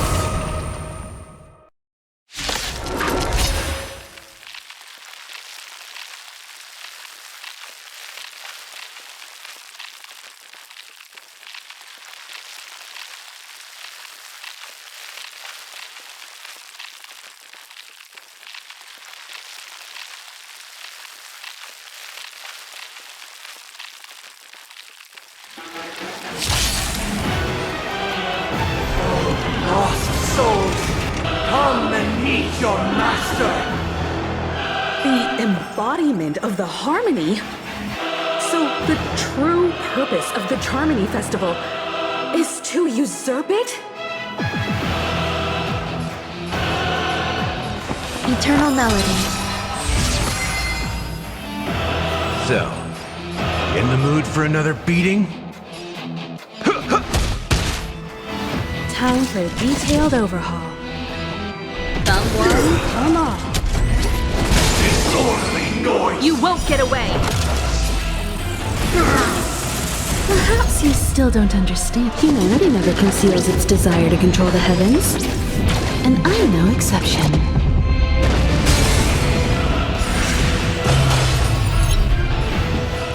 Listen to our song! Let's play our own melody. Let the show begin!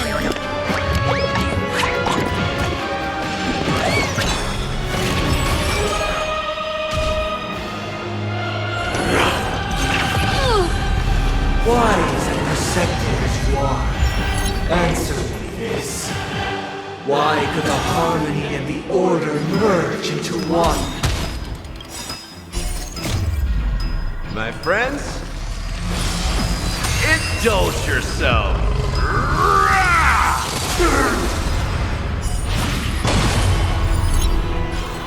It ain't over yet!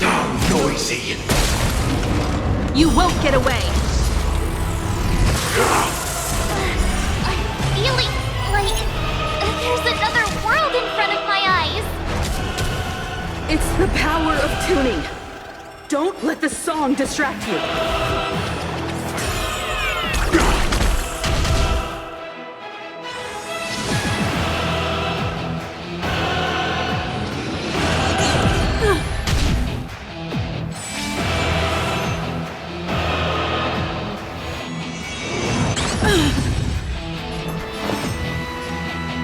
Pay attention. Disorderly noise! Every petal in life's garden will be swept away by the wind of time. So, you in the mood for it? Let's kick things off with you!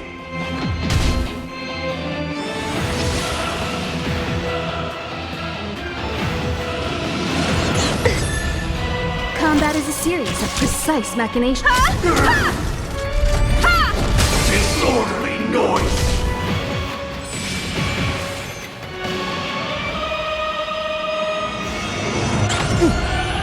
I'll take the lead. Listen to our song. You won't get away. Disorderly noise!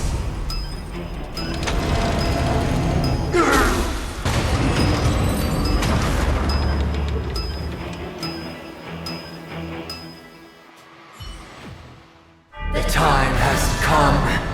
Creation will be reborn from the remains of the gods. Dan Heng?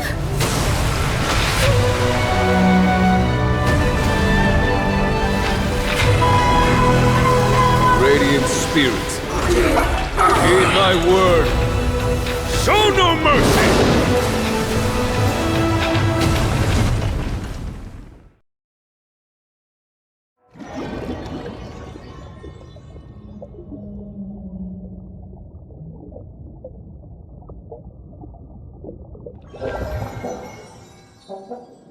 Wake up!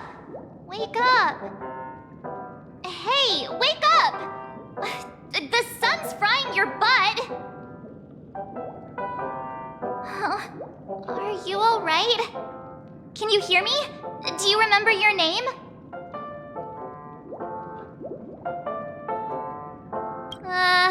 Kind of. It was General Jing Yuan who helped us shoot it down. In any case, since you remember what happened just now, well, that's put my mind at ease. It's a long story.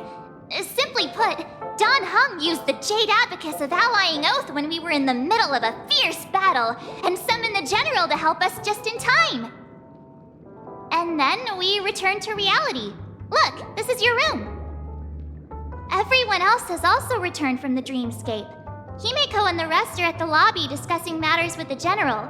And now that you're awake, we should tell the crew that you're all right. Come with me. Not going to come chat with me, sleepyhead.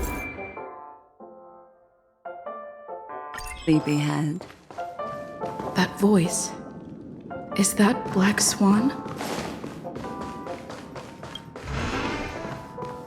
Hey, where are you going? Hey, we meet again, sleepyhead.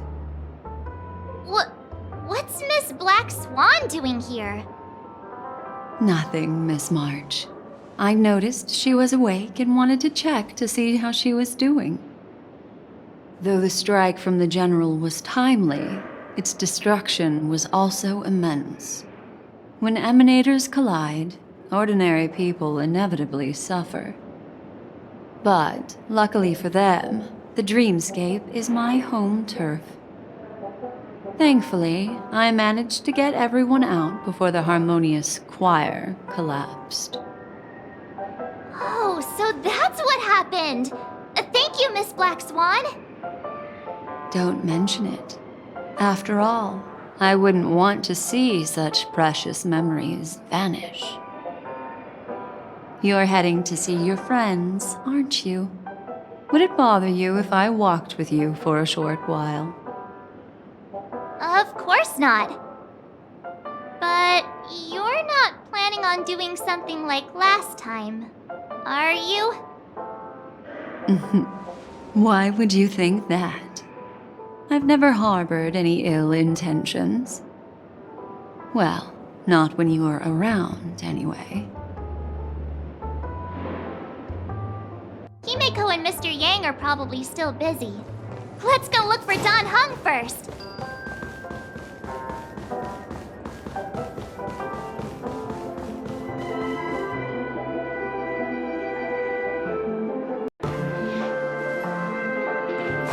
Look, he's still talking to that cowboy.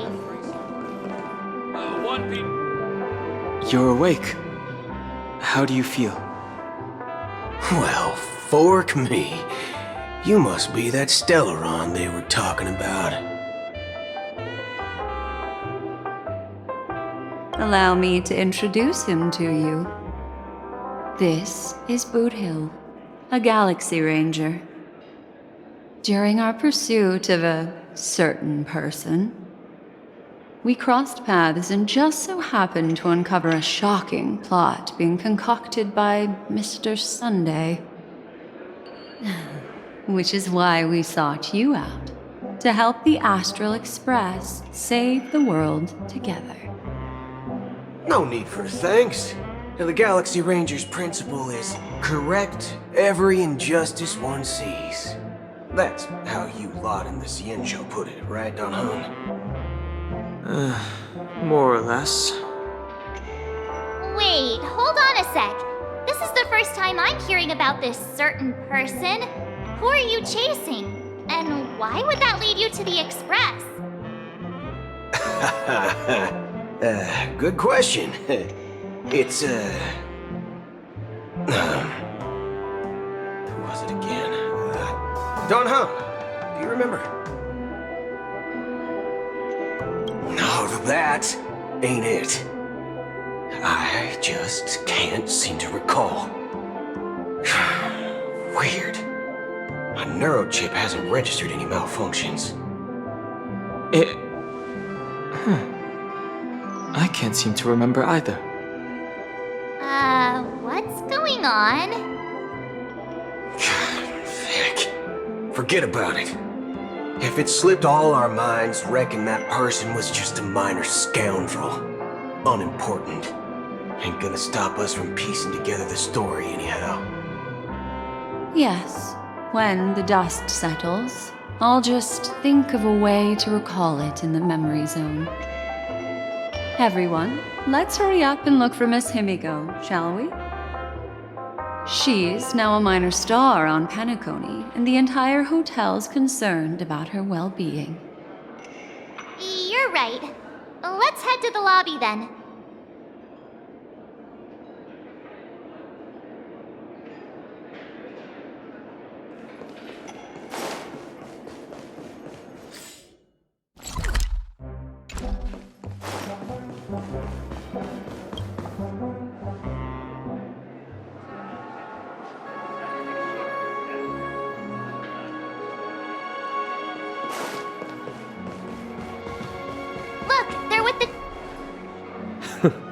That's all right.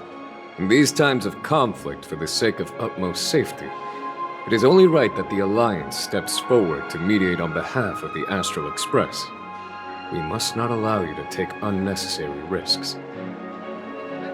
Furthermore, despite the IPC's eagerness for success, it prioritizes peace above all, and the family, trapped though it may be, professes a desire for harmony. The Alliance has always won people over with reason. I firmly believe both parties can indeed put aside their differences and come to a peaceful agreement. The General possesses a deep understanding of the greater good.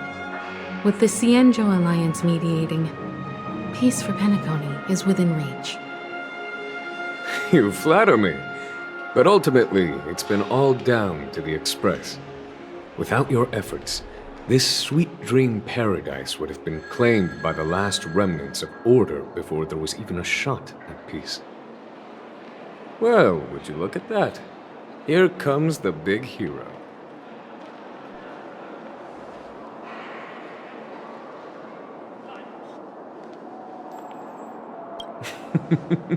Here's the galactic baseballer, the paragon of both heroism and humility. Are you okay? I heard you couldn't wake up. Are you feeling unwell? Don't worry, Mr. Yang. There's nothing wrong with her. She practically burned through a lifetime's worth of jokes on the way here. What about you, Mr. Yang? I heard that even Miss Robin wasn't spared. And that guy locked you both up. It's a long story. But at least Mr. Sunday took it easy on us. He used an ability called tuning to connect our consciousnesses with his. In other words, he imprisoned us within his consciousness. Thanks to General Jing Yuan's destruction of the Harmonious Choir, we were able to escape. He used that tuning on us too. Does that mean that we were almost imprisoned as well? I can confidently say now, he was truly after a fair fight with us. Had he wanted, he could have easily taken us down, without so much as lifting a finger. Speaking of the Oak family head, where is he now? It's complicated, but in a nutshell, he's now the former Oak family head. The IPC has named him the key figure in the family's Penacony split, citing a threat to cosmic peace. He must represent the family and answer for the unrest caused. His trial is set to take place at Pier Point. The family quickly labeled him and the remnants of the Order as enemies, declaring the turmoil an internal rebellion. This move effectively barred the IPC from intervening in family affairs on both moral and rational grounds. Everyone really has their own agenda, after all. Then, what's going to happen to Miss Robin? She and Sunday won't be able to deny their involvement in the Charmony Festival. They're siblings, after all. Why the sigh, General? I can only say that this incident is an unexpected mess for the girl. The Alliance will try to persuade the family to consider this matter carefully during mediation. It's time, everyone.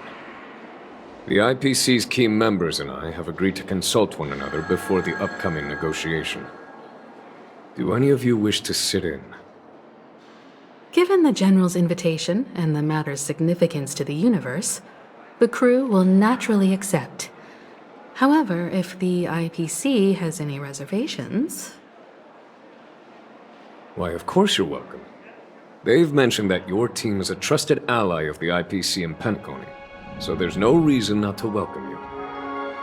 Besides, if there can be reliable observers from the Astral Express present, discussions will go more smoothly.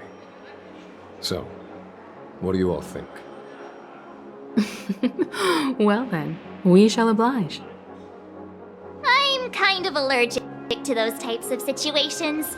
I think I'll just head back to my room and start packing. Not to worry. Himiko and I won't take care of things. I'm afraid I'll also have to return to the Express first. The conductor is worried about us. It's best I go and explain the situation. Thank you.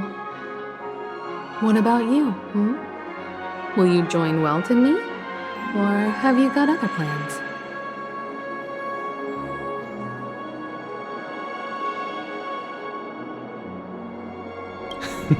Great. Although I'm not too sure of the reason, the representatives from the IPC have insisted on her presence.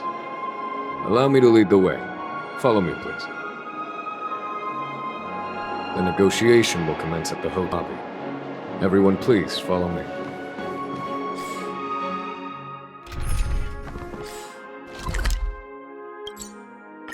Mr. Aventurine and Miss Topaz are here too. Oh, and who is that over there? The Intelligentsia Guild's Dr. Ratio. This assembly is quite something. It's been a while. my Astral Express friends. I would also extend my sincere thanks to you, General of the Lawfu. The presence of everyone here assures that the talks will likely reach a conclusion that satisfies all sides. Oh. Looks like everyone has come with expectations. Care to share? Of course. Topaz, if you please. Sure, leave it to me. In summary, it's good news. After much deliberation from the Strategic Investment Department's Council, the absolute majority of members have agreed to the following resolutions. In light of long-term considerations for interastral peace, and by authority of Pierpoint HQ, the Strategic Investment Department, on behalf of the Interastral Peace Corporation, will permanently relinquish its claim on Penacony sovereignty and offer unconditional support of the family's rebuilding efforts on Penacony. Now that's something.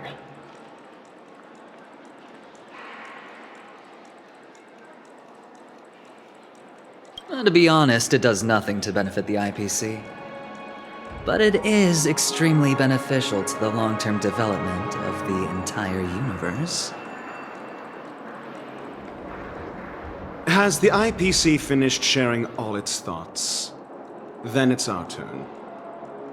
The Guild, much like the Genius Society, has taken a keen interest in the recent calamity in Penacony. Ultimately, both parties have agreed to a comprehensive collaboration, offering technical support for the reconstruction of Penacony. The floor is yours for the finer points, Mr. Screwlum. Enlighten us, please. Organic life's unrelenting search to understand the realm of inner spirituality is something I both admire and envy. Inorganic life has no mechanism to evoke dreams.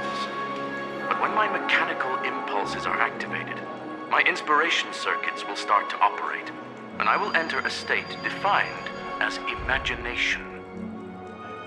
Every time, within the realm of imagination, there emerges a fire from the shadows.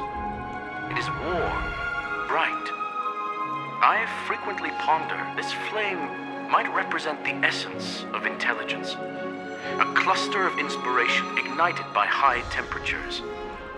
The future direction of the universe may well lie within it. Alas, they are nothing but projections of my thought system to me. Desired, but unattainable. But after learning of Penacony's accomplishments, I have come to realize that the flame is not beyond my grasp. After deliberations with my partners, we have decided to defer the progress of the Simulated Universe project, and instead assist the Intelligentsia Guild as consultants in the research of the Dreamscape and Memory Zone, so that these assets may be better used to serve humanity. Not only that, we've also established contact with the Garden of Recollection through the IPC, and they've pledged their support for our research endeavors. I'm truly happy for the Dream Chasers on Penacony. The cosmos' brightest and, let's admit, dimmer intellects are now at their service.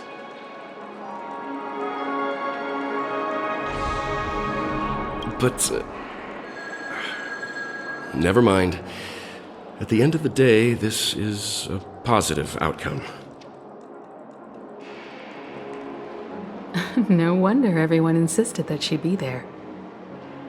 It heartens me to learn that everyone is willing to put aside their differences for Penacony's plight. I trust that everyone will surely reach consensus in the upcoming negotiations. Looks like Penacony's future is decided. I'm wondering, is there anything else the crew is concerned about? Peace is our greatest wish. Beyond that, we desire nothing else. Well, that's good. Now that everyone's minds are at ease, I shall take my leave. You may now depart with peace of mind. The Alliance will deal with all subsequent procedures.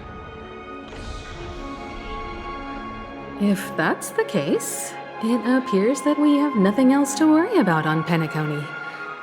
Looks like it's time for us to embark on a new voyage. Sounds good to me. You two head back to the Express first. I'll pick up March and deal with the checkout procedure. Oh, also, Miss Black Swan, you have a matter to discuss with me, yes?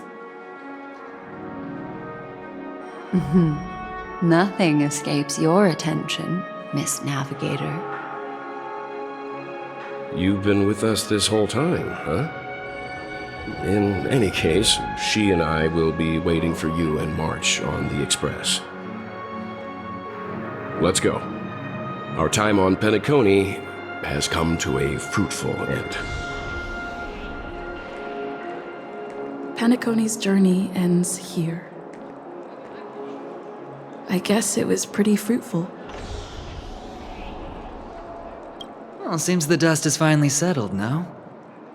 Well done, friend. I am truly happy for the Dream Chasers on Penacony. The cosmos's brightest and, let's admit, dimmer intellects are now at their service.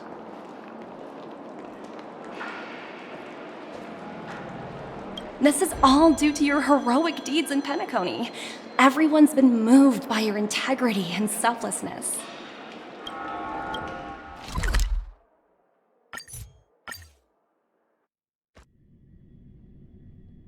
The navigation meeting is about to start. We're all waiting for you. What? Ahem. Looks like everyone's present. Let the navigation meeting commence then. This a meeting to decide our next stop?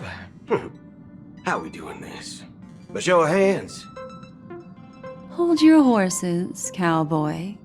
It's for those to decide. Allow me to explain. Mr. Boothill and Miss Black Swan submitted a request to temporarily travel with the Express for their own personal reasons. As you all may know, the Astral Express never declines any passenger whose heart yearns for the distant stars. Therefore, they will be traveling with us for a while until they reach their destinations. Whoa, the Express is going to be much livelier now. But, Miss Black Swan, you better not use your memo keeper abilities to pull any pranks. Understood, Miss March. I promise you, you'll never see me in your room while you're taking a break. Don't! You're freaking me out. All right. Now that everyone's met everyone, we can continue our navigation meeting. Firstly, Pom-Pom wishes to thank everyone. If it weren't for you all unearthing the truth about Penacony, Pom-Pom would have never known where Mikhail and the rest had gone. What they had to go through was regrettable, but I reckon they all fulfilled their wishes. And it was thanks to all of you. Thank you, everyone. Now then, we come to the crux of this navigation meeting. We must decide on the Express's next stop. Let me introduce our current options. The first choice is from Himiko, the oceanic planet of Lushaka, a planet composed entirely of water. Many aquatic races reside there. Of course, it's also the home planet of the venerable, nameless Mikhail. The second choice is the agate world Melustanen, suggested by Welt. It's famed as one of the initial sites of the Stellaron disaster, and the place where the beauty Idrilla ascended. Today, it's celebrated as a planet of undying allure.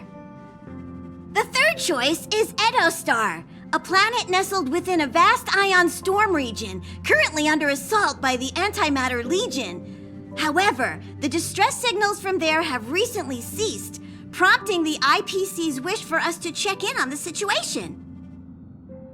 The last choice, courtesy of Black Swan, is the glass belt Petravia, a massive belt of asteroids that was turned to glass by the Lord Ravager Zephyro. These days, it's apparently known to house one of the branches of the Morning Actors Troupe. Ooh, so many options.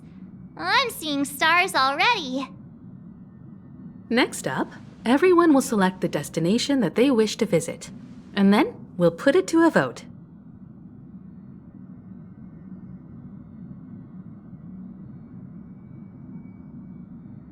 Little Misha and old Mikhail's homeland. Having been through so much in Penacony, as an aspiring nameless, I believe a visit to his homeworld is a must. Count me in. Still, I imagine that planet must have changed entirely after the Stellaron disaster. I've heard that its landmasses no longer exist and the native population has completely changed. I'm not against Miss Himiko's choice, but Edo Star sounds like it's in danger. As nameless, should we not extend a helping hand? March is right. Though the fact that the distress signals have ceased means we're probably too late. But I still think we should investigate the situation there. 3 votes for Lushaka, 2 for Edo. Looks like we have a winner! Next stop, Lushaka, the ocean planet. Then this navigation meeting is adjourned. I'll go check the warp jump coordinates. Everyone can catch up on some rest in the meantime. When it's time to make the jump, Pom-Pom will make an announcement. There's still some time before the jump. What should I do? How about a chat? Over here. Please let this trip be uneventful. Please let this trip be uneventful. Please let this trip be uneventful. What's with you and always copying the way I talk? The last couple of trailblazing expeditions have been downright terrifying. It's about time we had some fun, cozy, and cute adventures for a change. Come on, start praying with me. Please let this trip be uneventful. Please let this trip be uneventful. Please let this trip be uneventful.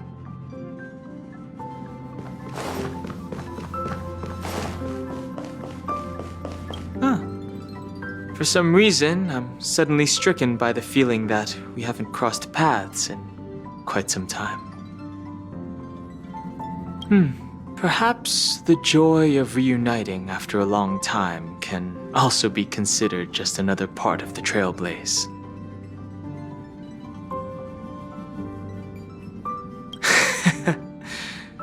Got it. This Astral Express sure is comfy. But I got one tiny problem with it.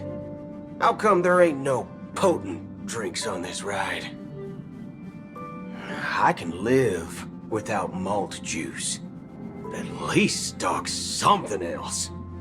Like that white gem. Common as dirt and not too pricey.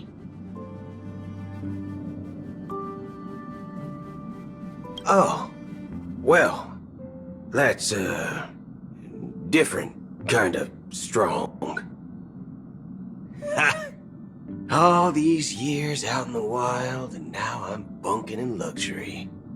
Gotta say, it's quite the treat.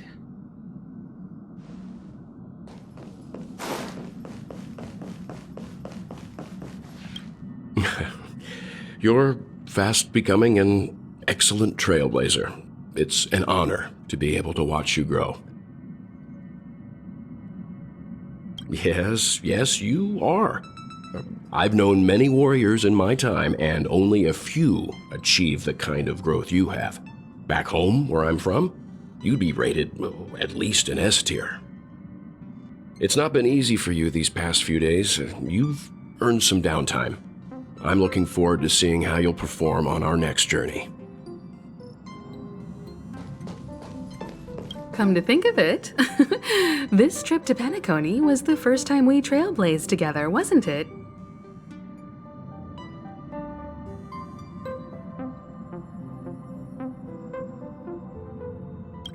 Don't worry. We'll have plenty of time to spend together on the Express, so there'll definitely be more chances for adventures like this. Turn in early today. You've really been pushing yourself hard recently. If you don't take this chance to recharge, it could lead to long-term problems. It seems fine when you're young, but it's a different story as you age.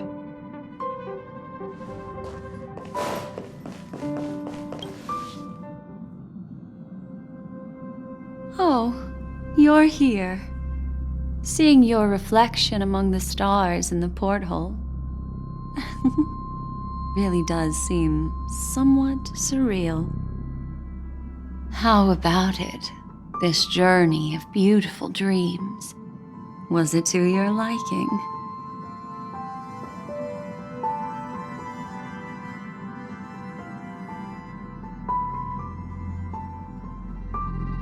There's a rich scent of curiosity here. Such memories can be irresistibly captivating. So, how about you hand that small parting gift back to me? I'm quite eager to have it back.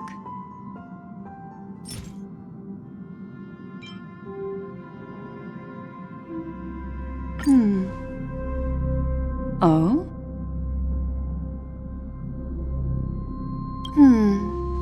Never mind. I just stumbled upon a particularly fascinating spot in your memory. Before I explain, I would like to apologize to you. This farewell gift I gave you isn't really a compass from the memory zone, but merely an empty light cone.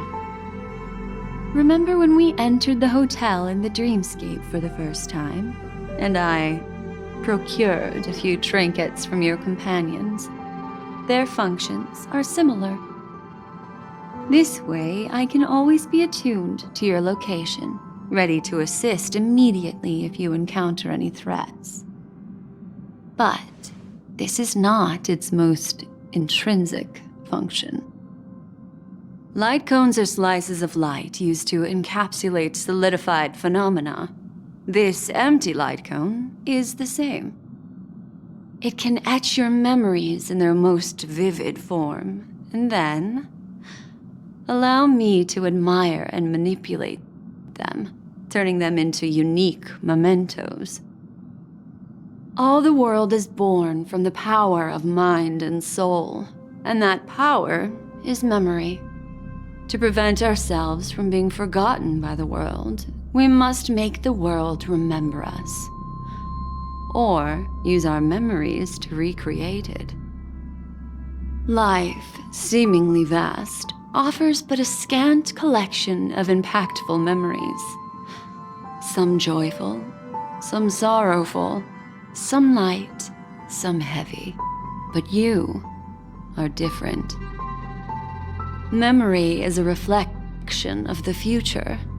Within that reflection, I see your unparalleled worth.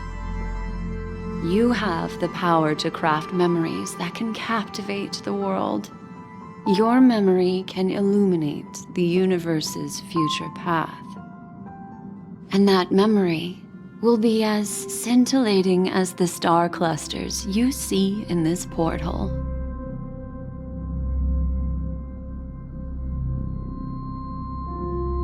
Precisely. But do you know the deeper meaning behind it? The reason is simple. In this grandiose and ostentatious dream of the families, only you personally experienced the entire course.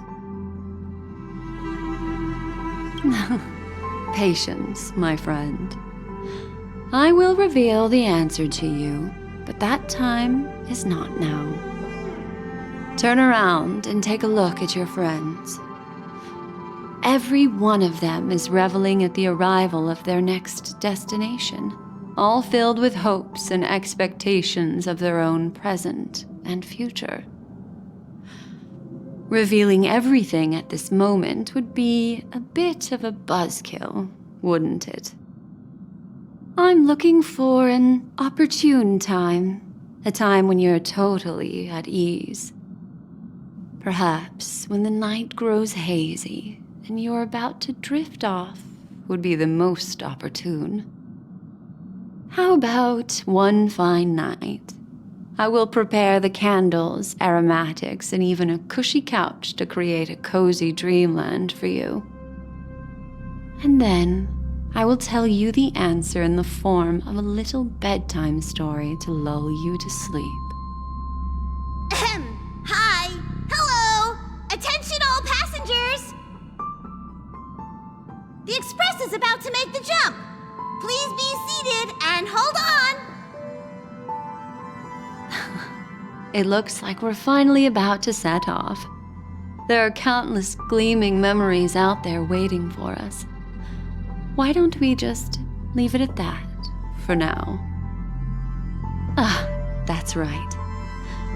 As a small token of compensation for playing that little trick on you with the empty light cone, I will gift you with some words. They hold great significance to me. Life is akin to a winding labyrinth where memories serve as our sole companions. You'll remember these words dearly, won't you?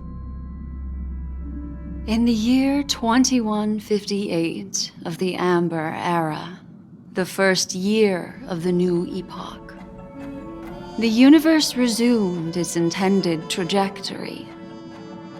The kindling of conspiracy smoldered in Penacony, the land of the dreams.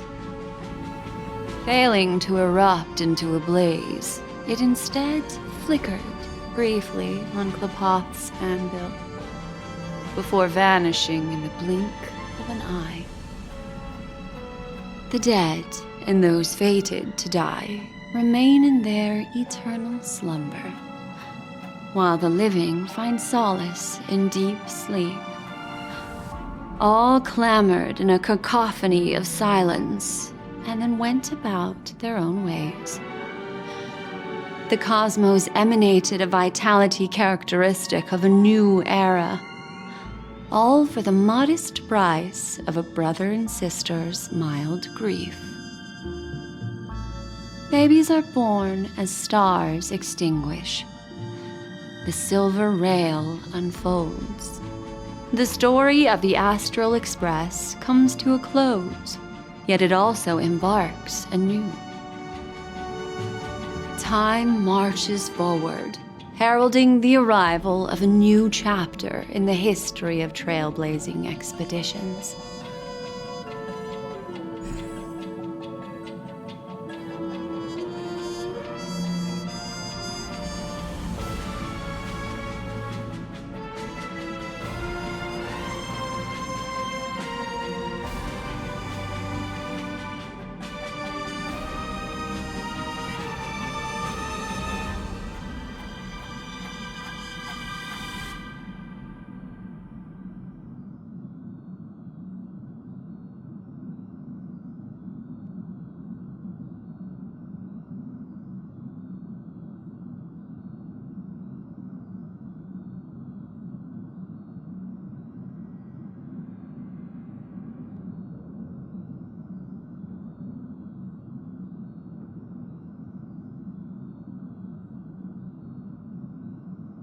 Countless shooting stars streak the sky tonight.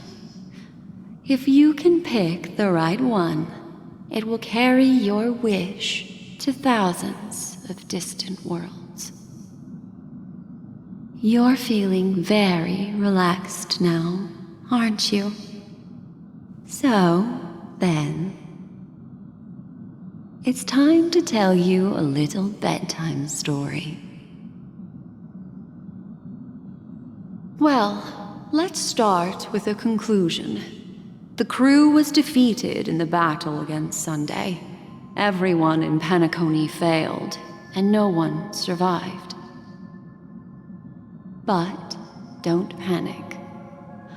The truth, as horrifying as it may be, is not yet irreversible. There's still a glimmer of hope, and that's why I'm here.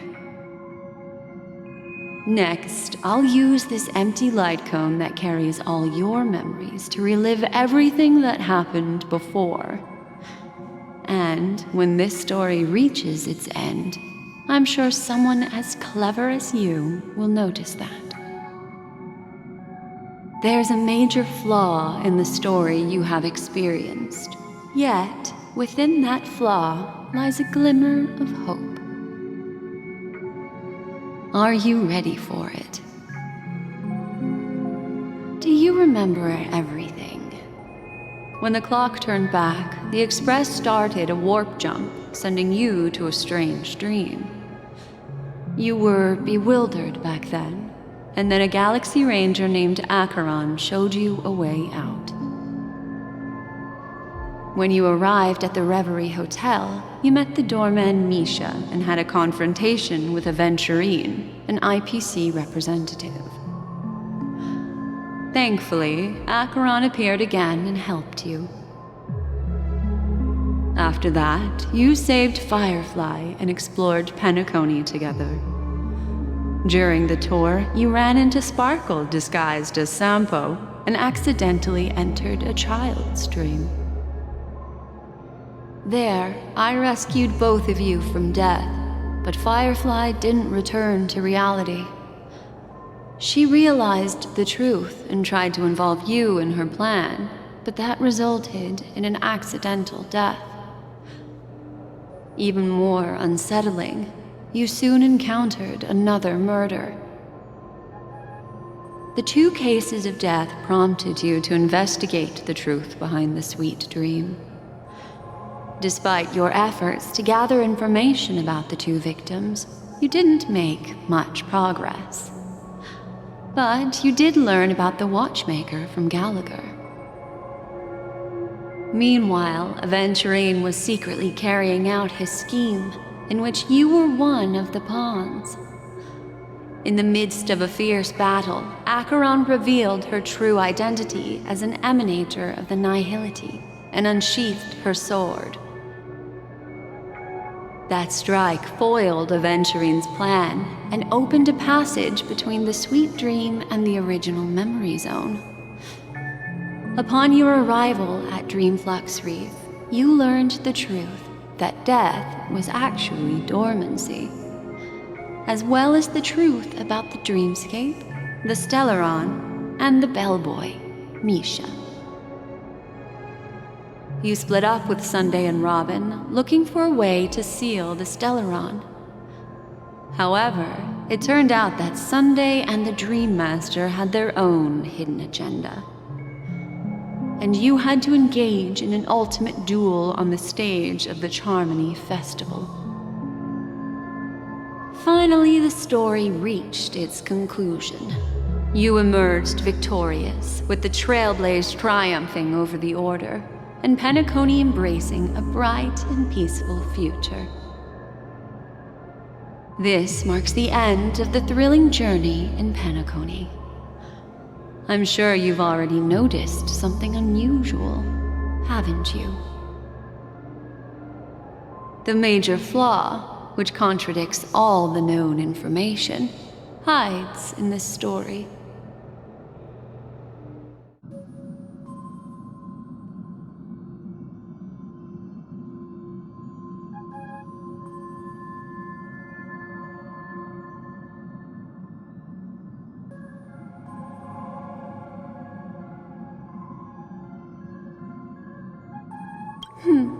Little Misha. Or should I call him the Watchmaker? He's only a segment of memory in a dream bubble, but his ambition for the Trailblaze led him to leave the bubble and embark on a grand adventure in Penacony. While Misha is a rather special memory zone meme, and he was granted power by the Trailblaze, there's still one thing that he shouldn't be able to do. A life born in the memory zone could never manifest in reality. So, why did he appear in the Reverie Hotel in reality? The answer is simple. He is the one fatal variable that contradicts all our known information. This means that you, who wholeheartedly believe in this memory, are still trapped in the dreamscape at this very moment. Wake up, sleepyhead. Break free from this eternal dream and return to the real world. We'll find our answers there. The train is about to make the jump. 5, 4,